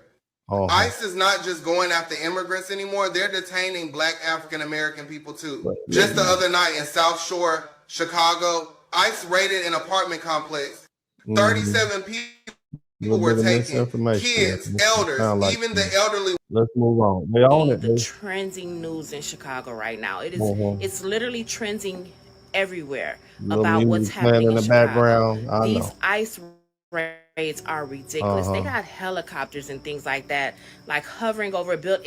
It feels like we're in a third world country. It looks like we are in a third world country when you look up these videos. It doesn't. They are pulling Black Don't feel Americans. Chicago, not only is ICE attacking the Hispanic community, but also the African American community. That's right. I don't know about that. I don't know about that. I think ICE is targeting us. They jumped a Black man in Tennessee. They're arresting Black men in Chicago. And they had our children zip tied. I don't think they had our children zip tied. I think it was one Black lady that they had handcuffed, sir. Respectfully. Go ahead. And if I'm not mistaken, one of my mutuals talked about how they said they were going to let them go if they didn't have a warrant for their arrest. But why are children being zip tied? Black people, I need Sir, y'all I to hear think me. they're here illegally, sir. I think These that's what's people going want to on. see your blood. They are going We've to been doing that a bring long time, sir. Chicago, not only is ICE. We heard from you already. Nevertheless, you see a lot of Black people, some of which are foundational Black Americans, and some of which are not, and we're very compassionate and loving people. You see what I'm saying? Here's one that I found particularly interesting. The black folk was very vocal. They ain't even got handcuffs. They got these men like And then y'all, Black people intervening. y'all fucking wrong for that shit. Y'all got kids like y'all both as hell, man. You gotta eat cameras so y'all hurt this man. And y'all the hood, man. Y'all we should fuck y'all up. What you hear is Black Americans in the background protesting these ICE agents arresting and separating a Hispanic man from his family. Okay, so we are very compassionate and wonderful and loving people. Applause to all the beautiful, wonderful, loving, magnificent, generous, kind, beautiful foundational Black American people, because it's irrespective of racism, irrespective of the political turmoil, Black Americans are still compassionate and wonderful. We are the best of the best, as far as I'm concerned. We are the best of the best. We've always opened our hearts and our minds and our lives and our resources to help all these immigrant folk who come here, whether it be the Irish, the Italians, the Latin Americans, whoever it is. We embrace them, okay? And this is what you see happening right now. You see these Black people out here fighting and yelling at ICE and with the compassion that you would expect from God's chosen people. Okay, let's keep listening to these passionate. Man, look at their face. They mamas is immigrants for sure. What is wrong with them? Yeah. They're pointing out the fact that these are Hispanic ICE agents arresting a Hispanic man and separating this Hispanic man from his Hispanic family. Okay, It's two Mexicans, right? you got Black people out here protesting on their behalf, pointing out just how unfair it is. Look, they taking the mama too. Don't take her from her baby. They taking the baby. Look. Don't take her from her baby. See, look at the passion. Don't take her from her baby. We hate seeing that injustice. We hate seeing it. This is how wonderful and beautiful of the people we are. We are God's people. You understand me? We are God's people. You same people who practice blanqueamiento and la mejor la raza, and you claim not to like Black people. You don't want to live next to Black people. These are the only people out there vehemently arguing on your behalf right now. Those Black people, these same ghetto Black people that you all claim that you don't want to live next to. That's who's out there defending you. Not them white folk, not them snooty white folk that you want to run up next to. No, none of them. Nevertheless, what we need to do is we need to have or let me say it like this. I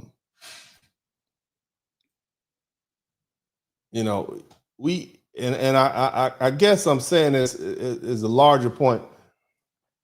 Black Americans are sophisticated enough that we know about Latino racism, even though we've seen it, we've felt it, and we've lived through it. Okay. But because we are a wonderful, passionate, empathetic people, okay, and despite centuries of betrayal and mockery, Black people still find it in our hearts to see humanity in others. Look at what just happened recently with this Bad Bunny situation. A Puerto Rican artist set to perform at the Super Bowl halftime show. And what happened? Black people came to his defense. We didn't hesitate. Nobody had to organize a campaign to convince us to support him. We just said, cool, that's what's up. Let him shine. Because that's who we are.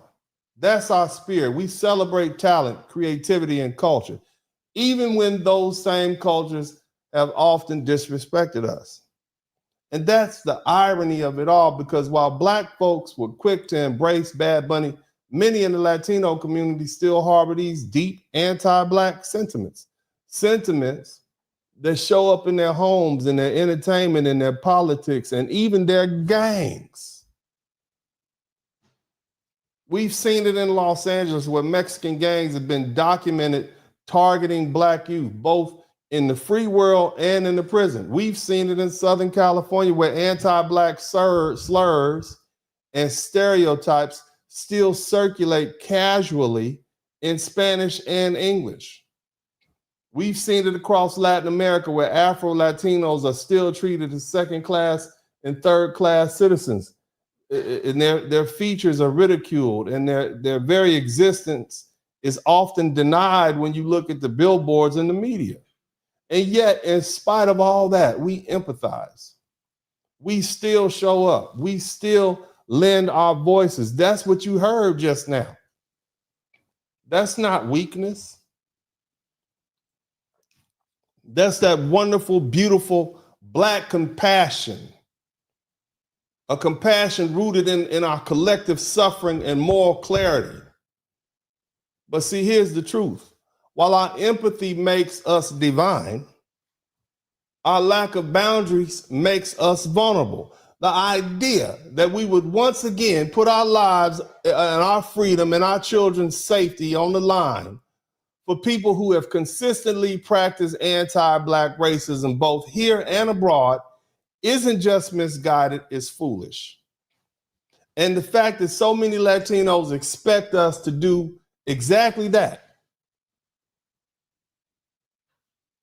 they assume we'll automatically show up and fight for them, tells you exactly what they think of us. They see us as eternal foot soldiers of moral battles.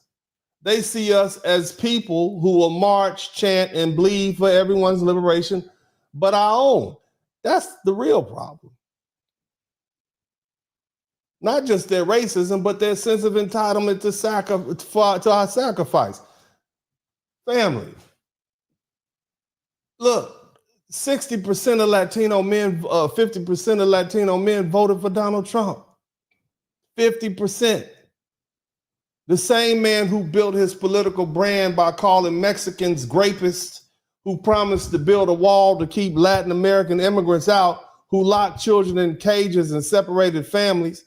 That's the man the majority of Latino men proudly voted for, twice. So if you're going to talk about who's asking whom for help, let's ground it in what actually happened in the ballot box in 2024. Black voters, Harris won Black voters by a wide margin, 83%, 15% for Trump. Among Black men specifically, Harris still led 75% of Black men, with 21% voting for Trump. White voters, Trump carried the white vote 55%, Harris got 43%. Hispanic, they split. 51% of Harris, 48% for Trump. But here's the thing. Latino men, 50% voted for Trump and only 48% voted for Harris. What would have happened if they had overwhelmingly voted for Trump or for Harris? She'd have won. Latino women, barely any better. 46% of them voted for Trump.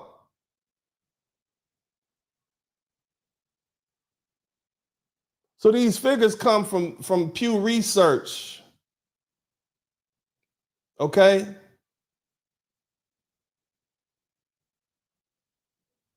Trump expanded his margin among Hispanics compared to 2020. But Harris, most Black people still voted for her. So what does that mean for this conversation? What it means is Latino support, or should I say, Latino men gave Trump this narrow lead, okay? And if you're now calling on Black people to come off the bench and fight for you, start by organizing your own pro-Trump bloc to take the front line for the policies you empower. That's just basic accountability. Meanwhile, Black folks with a firewall. So now that you all are now asking Black Americans to come out again to carry the heaviest burden and let our voices be heard, understand that the majority of Black people's voice, their opposition to what's happening right now back in November of 2024. And you all didn't back black people in that. So if Harris had won, you might, you know, if she had won the presidency, there would have been a different approach to this immigration enforcement and this racial policy. Okay? Now, we can't prove it. It's counterfactual, but we can assume. What the data does prove is that the coalition that delivered Trump's win included lots of gains or notable gains among Hispanic voters, especially men, while black voters overwhelmingly supported Harris. And those choices have consequences, and consequences that are now being borne disproportionately by the Latino community. So let's not forget, there was a whole movement called Latinos for Trump. Those, they had little hats. Remember that? I will vote Donald Trump. Remember that? I will vote Donald Trump. You remember that? They had waving their flags and they marched and they shouted. They were even saying, America first, build that wall. Okay? They were right there with the white supremacists. They scoffed at Black Lives Matter. They rolled their eyes when we demanded justice for George Floyd and Breonna Taylor and so many others. So here's a simple question, an honest question. Why not galvanize all those Latinos who supported Donald Trump and put them on the front lines? Why not show solidarity amongst yourselves first and take the political loyalty, the energy, that 50% block of Latino men and that 48% of Latino women who voted for Trump and organize them? Let them march. Let them fight. Let them risk their lives and their welfare for your cause before you come knocking on the door of Black America, a community you have too often disrespected and marginalized and ignored. Maybe first you should look in the mirror. How dare you ask us to stand shoulder to shoulder with people that time and time again have aligned themselves with the same political forces that openly despise us as Black people? You can't chant "Make America Great Again" on Monday and then cry for Black solidarity on Friday, when we know that a lot of people, when they say "Make America Great Again," they want to return to a time when we were second and third class citizens. Look, you can't prop up white supremacy one moment, then beg us to rescue you from that very white supremacy that you propped up the next. You all say you want unity. Y'all need to start with accountability. You want a coalition, you need to start with introspection. And see, until Latinos confront the anti-Blackness buried deep in their communities, in their politics, in their homes, until you can stand in front of that same white power structure and declare we will no longer participate in anti-Blackness, you have no right to expect our unconditional support. We're not your buffer class. We're not your bodyguards. We're not your moral insurance policy.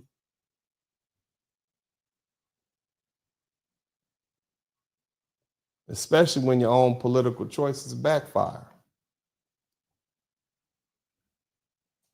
Now, I'm going to take the opportunity to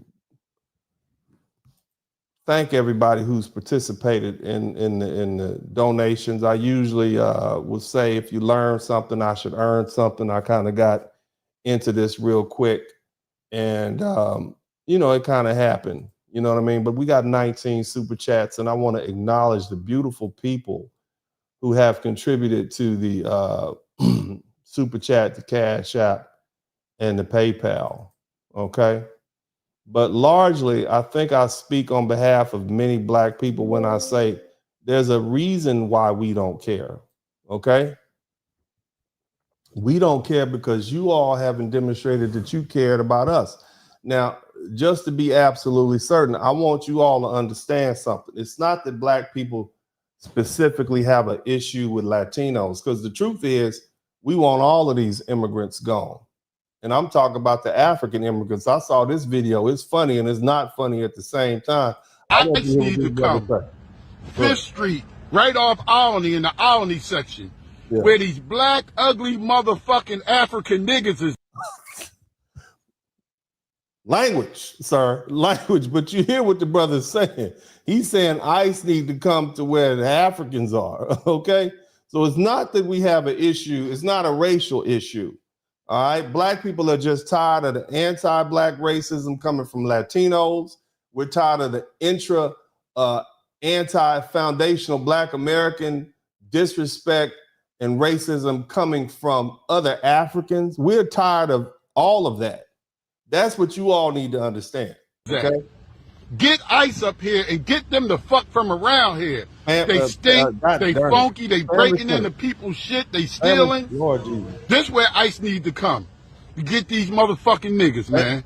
Family friendly, okay? So it's not that we just have an issue with Latinos. We're tired of all of y'all because we brought you all over here and we fought to get y'all over here in the 1965 Immigration Rights Bill, and y'all came over here and basically sided with white supremacy and sided with the white folk even. And, this is what you all did. And so Black people are like, man, we're tired of all of them. Send them all home, okay? They don't even belong here in America. Yeah. They not bringing nothing to the table but misery and suffering. ICE, where you at? Come get these fucking niggas from up around. Family friendly. Around here at 5th and Alney and Philly. Motherfucker. That's down in Philly. So, it's funny, not funny, but just to prove a point. And I know I say that all in jest. It's just to prove a point. It's not that Black people are it's not that we're anti-Latino or whatever. We're just tired of everybody. It's just tired of the disrespect. But anyway, I want to give a shout out to everybody who contributed to the Super Chat, the Cash App, and the PayPal. We got 20 Super Chats. We might get to 30. If we can get to 30 Super Chats, I certainly would appreciate it. But let's go ahead and proceed now. Shout out to Faquan. Thank you for the $5 super sticker. Thank you again for this $5 super sticker. Team. And I got more work to do. I'm not finished. I got a blistering closing statement, and I'm going to bring it all home to you. I'm going to answer the question of why we're not stepping off in the streets, the real reason, okay? My man Team Cyber One said, respect, stay on the case. I shall, brother, I shall. Who else we got? Faquan again, thank you, super sticker. Thank you again, Faquan, man. He is nickeling me to death. Shout out to you, brother. Johnny Harris, he says, most of these people are running their mouths about us, but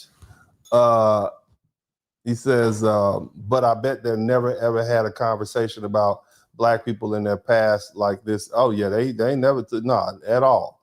I'm resting, conserving my energy, saving my money, practicing self-care, and looking out for my family. Man, that's what you're supposed to do, brother. Good looking out. I love the young FBAs keeping it moving. Don't fight for no one but us. We will try to help them get your popcorn, and we'll be back. Thank you so much, brother. Shout out to Faquan again. Eric Robinson, thank you for the $2 super sticker. My life been exchanged. We not from Africa. Thank you so much, family. Ashton Mulkey, I'm definitely learning something. Good looking out. We got 21 super chats. Can we get to 25? That'll be live. Who else we got? My life been exchanged. I got a Black Latino daughter, and she's with her mother doesn't like it. That's on me. Okay, no problem, brother. Thank you so much. Faquan, thank you for the $5 super sticker. Urban Eagle, thank you. My man, Urban Eagle, been a minute. My man, my life been exchanged for yours. My ancestors thought we was going to connect, but we got mops. Thank you so much. Johnny Harris, again, there are books for those who don't understand. Black people are indigenous to the Americas by Kimberly Norton. Faquan, thank you again. Faquan, thank you again. Jerome Payne, thank you so much for the super sticker. All right, so we got ourselves 21 super stickers. I appreciate that, man. Like I say, if you learn something, I should earn something. If I want more, I need to work harder.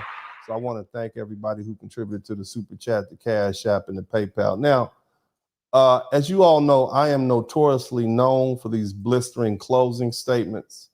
And I got a hot one for you tonight. It's going to really put it in perspective. I hope you all like the new setup. If you like the new setup, hit the number 1 button. Let me know you like the new setup. If you like the new setup, hit the number 1 button. Uncle D is stepping up the game. But I want to make sure you guys know if you've been involved in a car accident, give me a call. This is my phone number at the bottom, 713-229-0770. I certainly would appreciate that. What I'm doing now is I'm acting as an advocate for Black people. I'm acting as an advocate for foundational Black American people, improving the point that we're trying to make, the collective point. And of course, I don't speak for every Black person, but largely these Black folk have spoken for themselves. And that's why I often show video footage. So you can see it's not me making this up. I typically, what I will do is take the temperature and see where my people are, and then go out and repackage that so people can see where my people are coming from. And that is what my position is. How I feel personally regarding immigration is irrelevant. But what I'm telling you is this is why we are where we are. I used to do it 100 times a year for Black men. I would literally have my brothers come on this page, and we would do hours and hours, and we would talk about current issues, relationships. And many of the things that we talked about, you see them coming true right now. I could tell you exactly where Black men were coming from. I forecast so much. If you look at some of my old videos, those of you guys who are members of my membership, you see, if you go in there, you'll see all the different things that I talked about are now coming to fruition, whether we're talking about Black American and the Passport Bro movement, whether we're talking about Black American women and the uptick in arrest, largely because they need to fill these jails up. I talked about that, okay? And I told you guys, and even at the Brother Tariq Nasheed's Foundational Black American Conference a couple of years back, I explained to the audience that Black women, or women in general, make better prisoners than men, and they're more productive. And so I talked about all these things, family, and so, yeah, make sure you become a member and you go look at my membership. But also, if you've been involved in a car accident, remember, I am your advocate. I'm here for you. That is my day job. I'm not going to give up my day job, because I see what y'all did to the good brother, Dr. The Pan-African Prince. I see what y'all did to him. He should have stayed being a psychologist. Dr. Umar should have kept his day job. I'm not going to give up my job fooling around with y'all. And I'm certainly not going to make this my primary source of income. But thank you all so much for the contributions. I certainly do appreciate that. Now, let's get down to the nitty gritty. Let me hit y'all with one more, because I want you all to know where my people are coming from. Let's take a look. Just so you understand where Black people are coming from. Let's listen to the brothers and sisters speak. Telling you that ICE or the National Guard or whoever Donald Trump send into your city are specifically coming for Black people, you need to never listen to them ever in your life again. That's right. That's right. They want y'all to believe that Donald Trump is sending in the military, ICE, to come get you. But we're American. Yep. So what do we got to worry about? Not only that, we have creators on this app saying that they're coming for us. Let me tell you something. That building that they raided was a Trende de Agua building. Point blank, period. Yes, there were Black people that lived in that building, but the majority of the people in that building were Trende de Agua. They got 37 of them, right? 37 members of that gang. Yes. Were some Black people detained for a hot second and they got let go? What are we talking about? I done seen video after video of Black people saying that they sent the troops for them. What is wrong with y'all? See, you guys are paid actors. Y'all want to rile up the Black people so that the Black people can be put on the front line to push another agenda that's not going to benefit us. Yep. Fighting for immigrants does not help Black Americans in any way. That's not our problem. We're American. That's the part that y'all keep forgetting. Y'all hate white people so much that you forget that you're American too. You don't have to worry about that. Being deported, immigration. Let them handle that. That's not your fight. But we got people getting on this internet, right? Saying that they're coming for you. Look, they detained black people. Y'all need to cut it out. And y'all need to never listen to these fools again. Because these are the people who are constantly selling fear. They want black people to be scared of something. And for once in American history, we are not the target. Yeah, we are always in the purview. We just happen not to be on the racial hot seat right now, per se. Can't we just be happy for that? Can we not bask in this glory that for one time in American history, we are not the targets? We should be happy. They want us to be afraid. Why are you fighting for them? Why are you getting on the internet crying for them? This ain't, listen, y'all can call me what you want, but that I'm telling the truth. Name something immigrants have done to help black Americans. Go. Exactly. Nothing. ICE detained some black American citizens in Chicago. And you have many black American Democrats who are saying, we told you so. We should have aligned ourselves with immigrants because they were coming after us next. Understand this. The plot was always to enrage black Americans so that they can go out in the streets and protest, so they could carry out what they actually want to do. So it's been, let's poke at the bear to see what's going to get them to react. That has always been the plot. So I still say, do not ride for people who are not going to ride for you. Do not put your life on the line for people who won't ride for you. Now, in this case, where black Americans have been detained by ICE, how many immigrants do you see saying, no, this is not right? Black Americans are our people. We need to go out, protest. We need to go out, protect. We need to go out and do whatever we can to make this right. Or do you just see a whole bunch of people talking about, I told you so? You see how it's always on one side? Enough said. Good job, baby. I'm gonna let one more play and we're gonna get to this closing statement.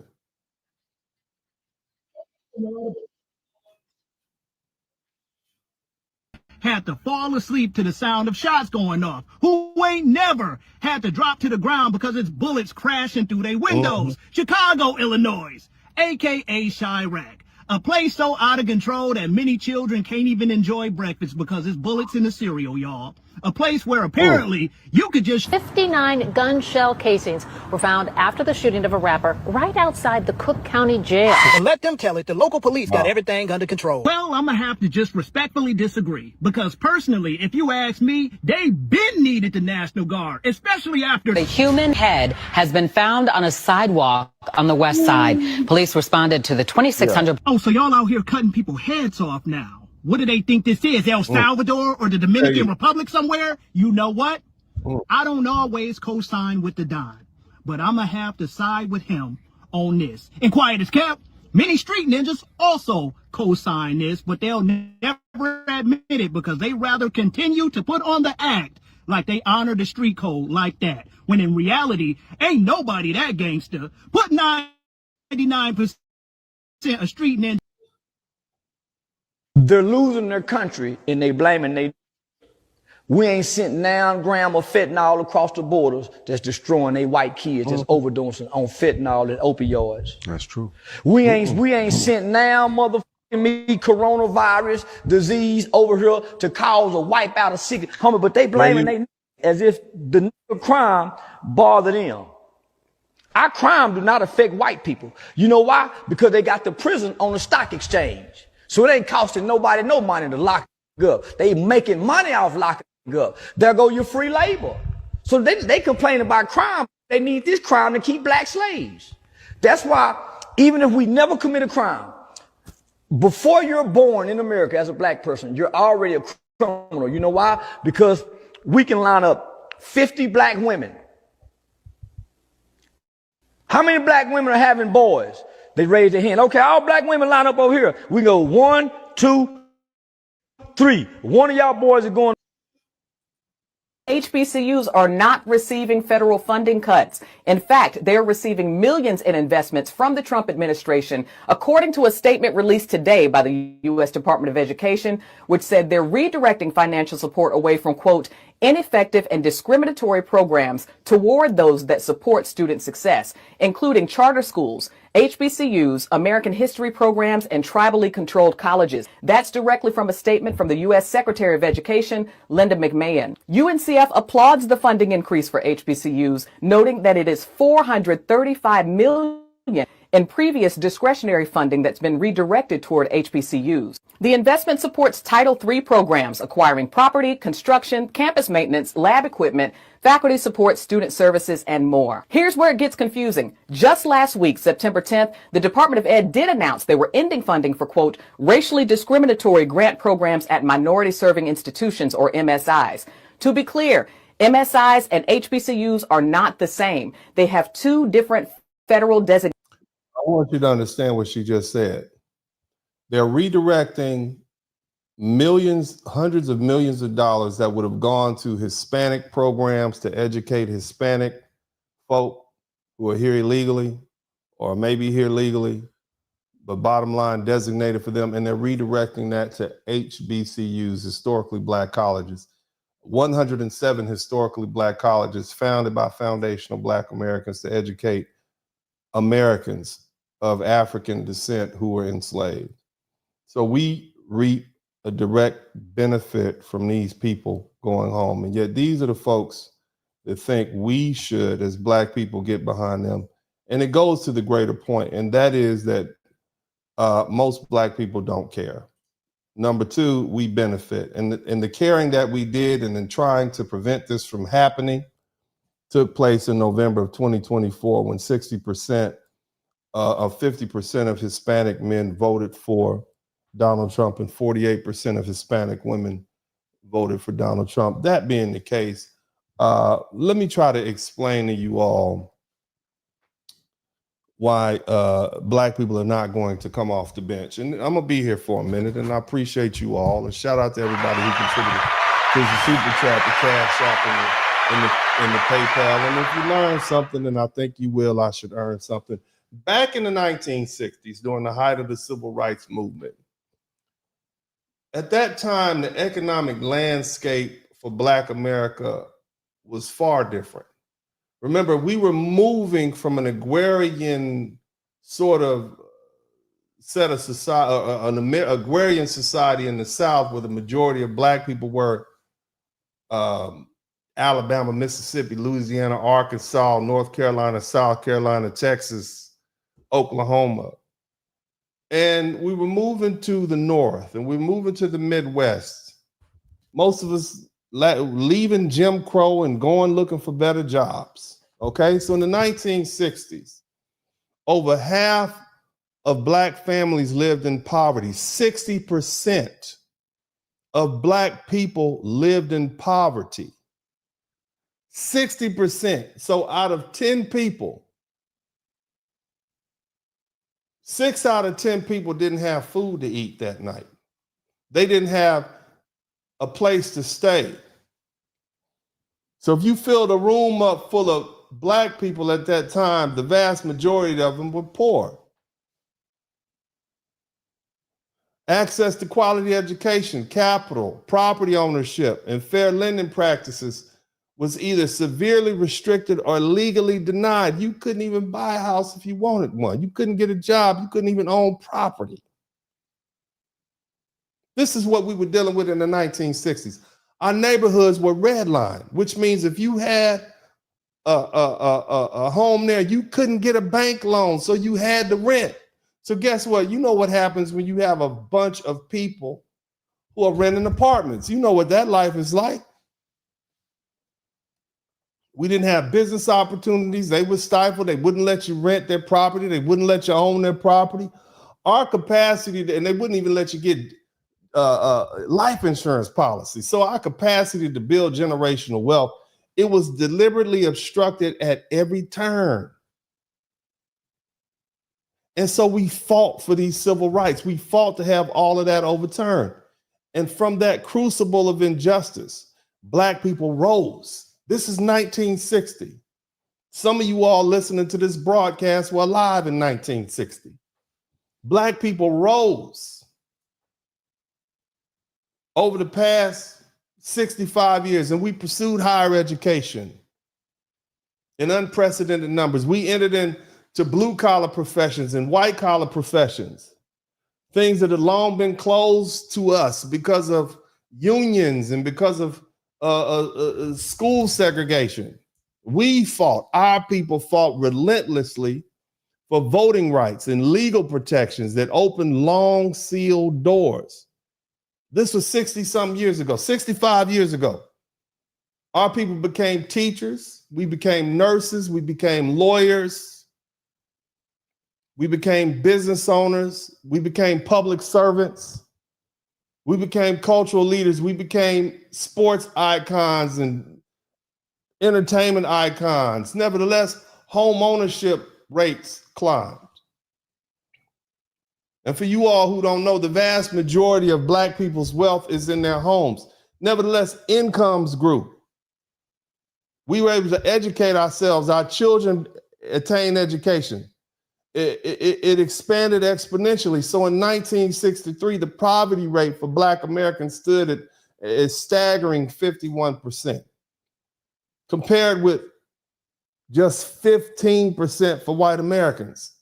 So you had 85% of white Americans living above the poverty line and 15 below, but the vast majority of Black people were poor. So, but by the end of that turbulent decade, the tide began to turn. By 1970, Black poverty rate dropped sharply from 55%, which was in 1959, to about 32%. This is what we did.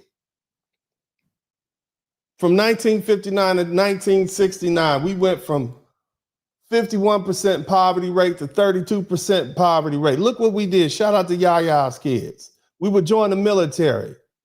We were doing what we had to do. Fast forward to the 21st century. We were progressing.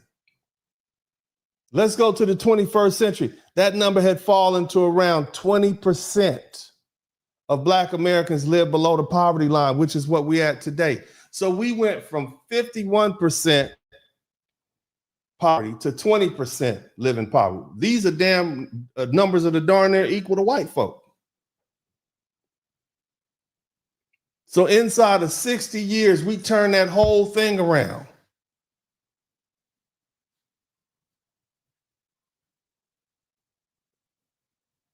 Now today, 8% of white people live in poverty, but that's pretty good, especially considering all we had to deal with.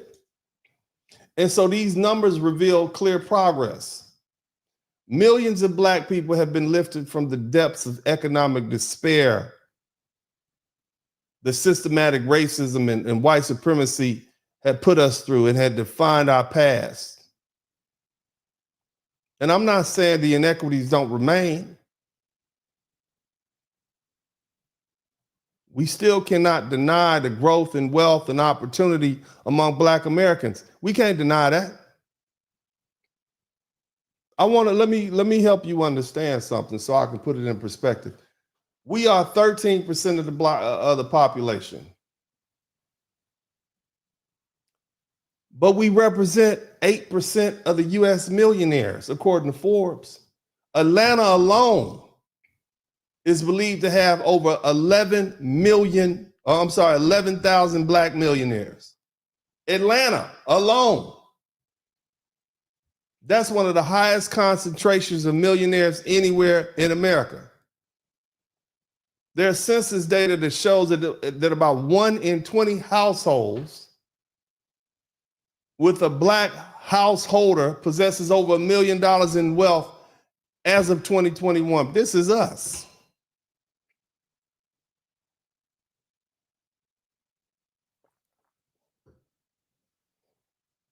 There's an estimate that came out in 2023 that said there are 1,760,000 Black millionaires across the United States. We have more millionaires more black millionaires in America than they have in all the 54 countries in Africa. That's what I want you to understand. And this growing class of black wealth, though still small in proportion to the population, it symbolizes a profound transformation from poverty, from a group of poverty-stricken people in the 1960s to what we are today, the richest Africans on the planet. It is a testament to resilience, discipline, and the unyielding pursuit of progress against centuries of economic exclusion once we are able to get that foot off our neck, which is what our ancestors did, which is what the water hoses were for, which is what the marches were for, which is what the sit-ins were for, which was what the protests were for. That's what our people did.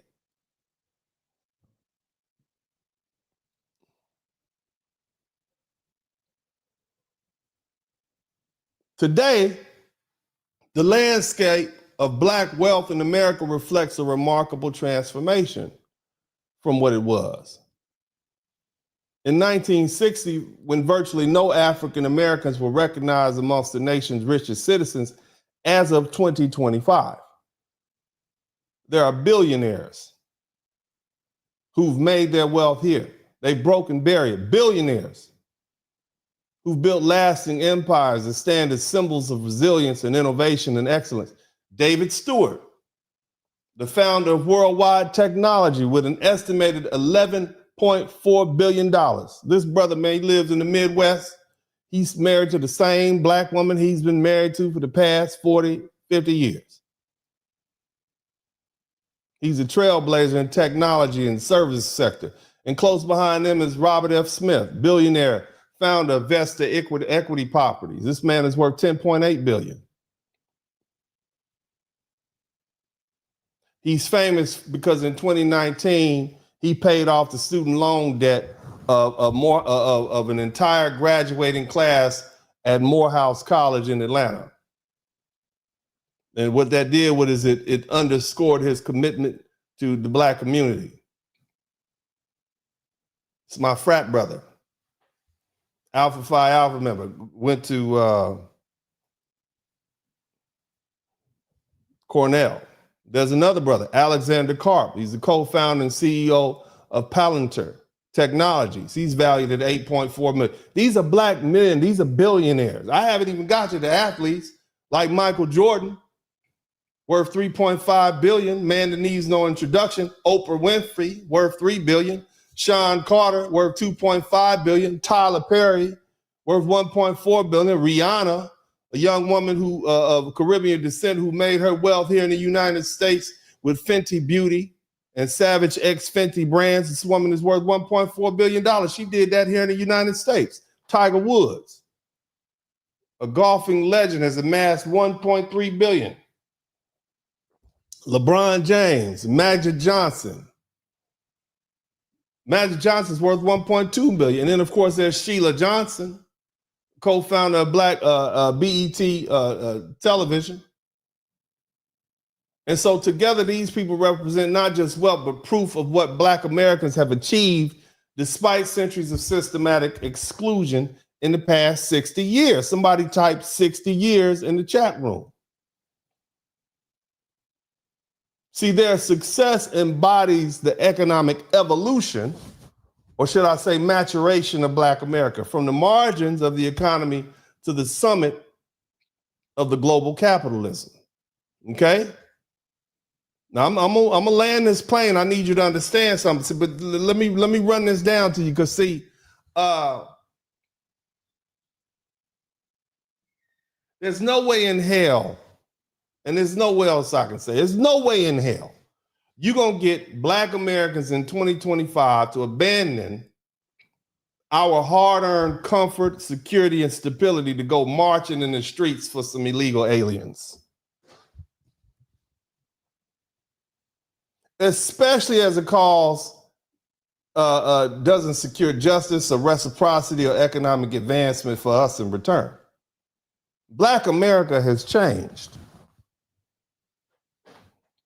We've built too much. We've sacrificed too much. We've risked too much to throw it all away for movements that won't lift a finger when our people are under fire. You're not going to see us leave our Mercedes-Benzes in the driveway, walking out of our 6,000 square foot homes, or taking unpaid days off from our six-figure jobs or career paths or businesses to fight against ICE so that others can remain in this country illegally. Those days of mass mobilization on behalf of everybody else but ourselves are gone.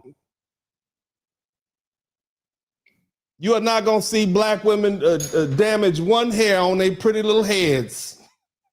They're not going to get one little weave hair out of place for you.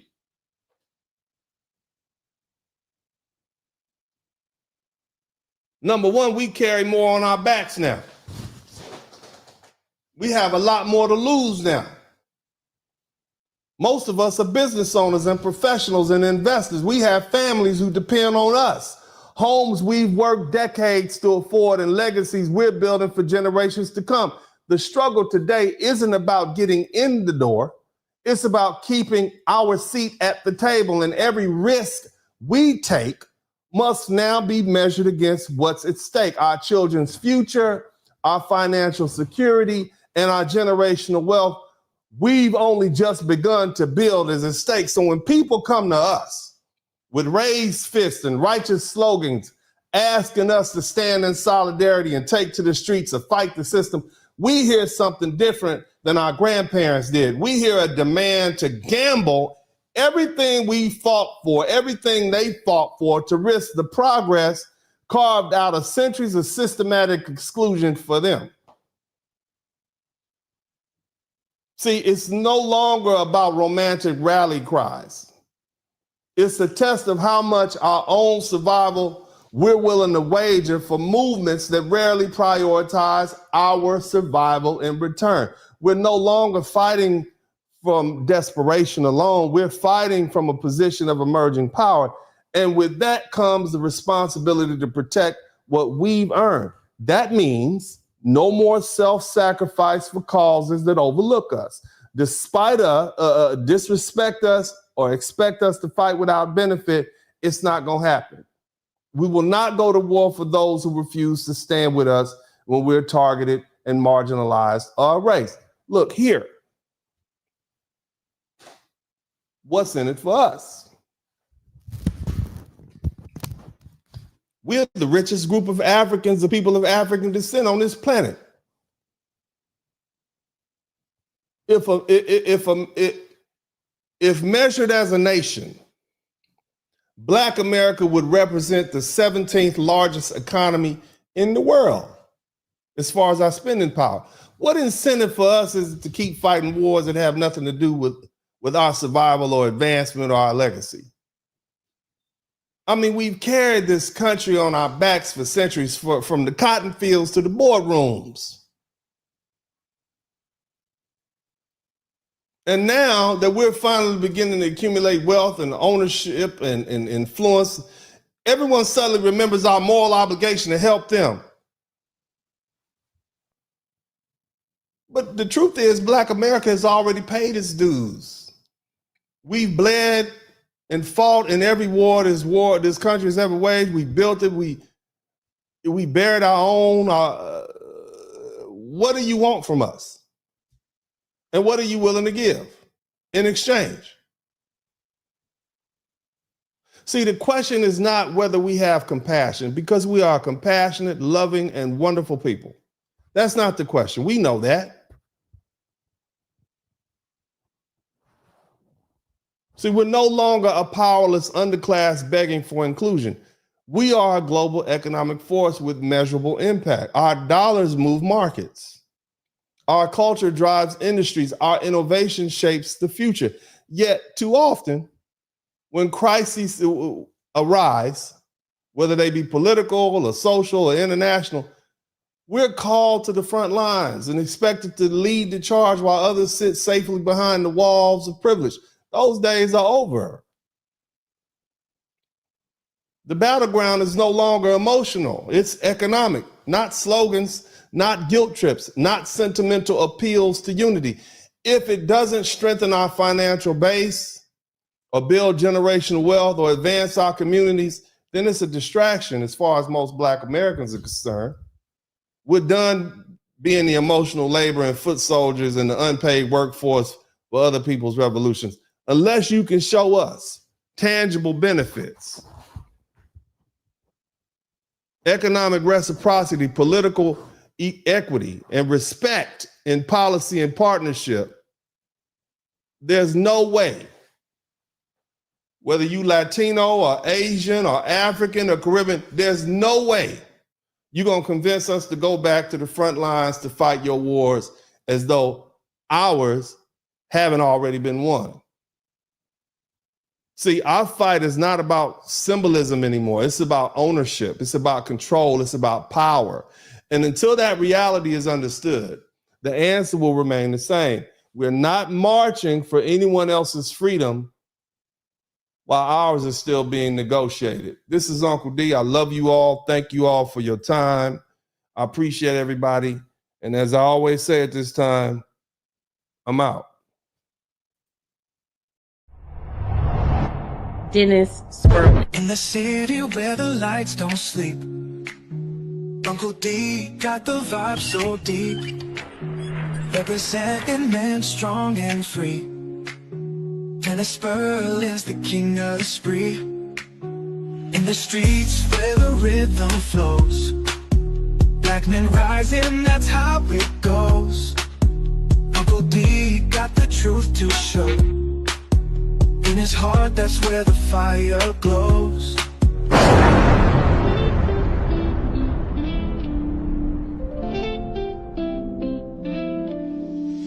Late night tuning, light up the stream. Dennis Spurling, wisdom gleam. Voices whisper truth and insight. In his podcast, feel the light. Harmony in every word. Truth and laughter you've heard. Well, that's all right. Wave after wave of smooth delight. Dennis brings the dark to light. That's the Elizabeth, baby!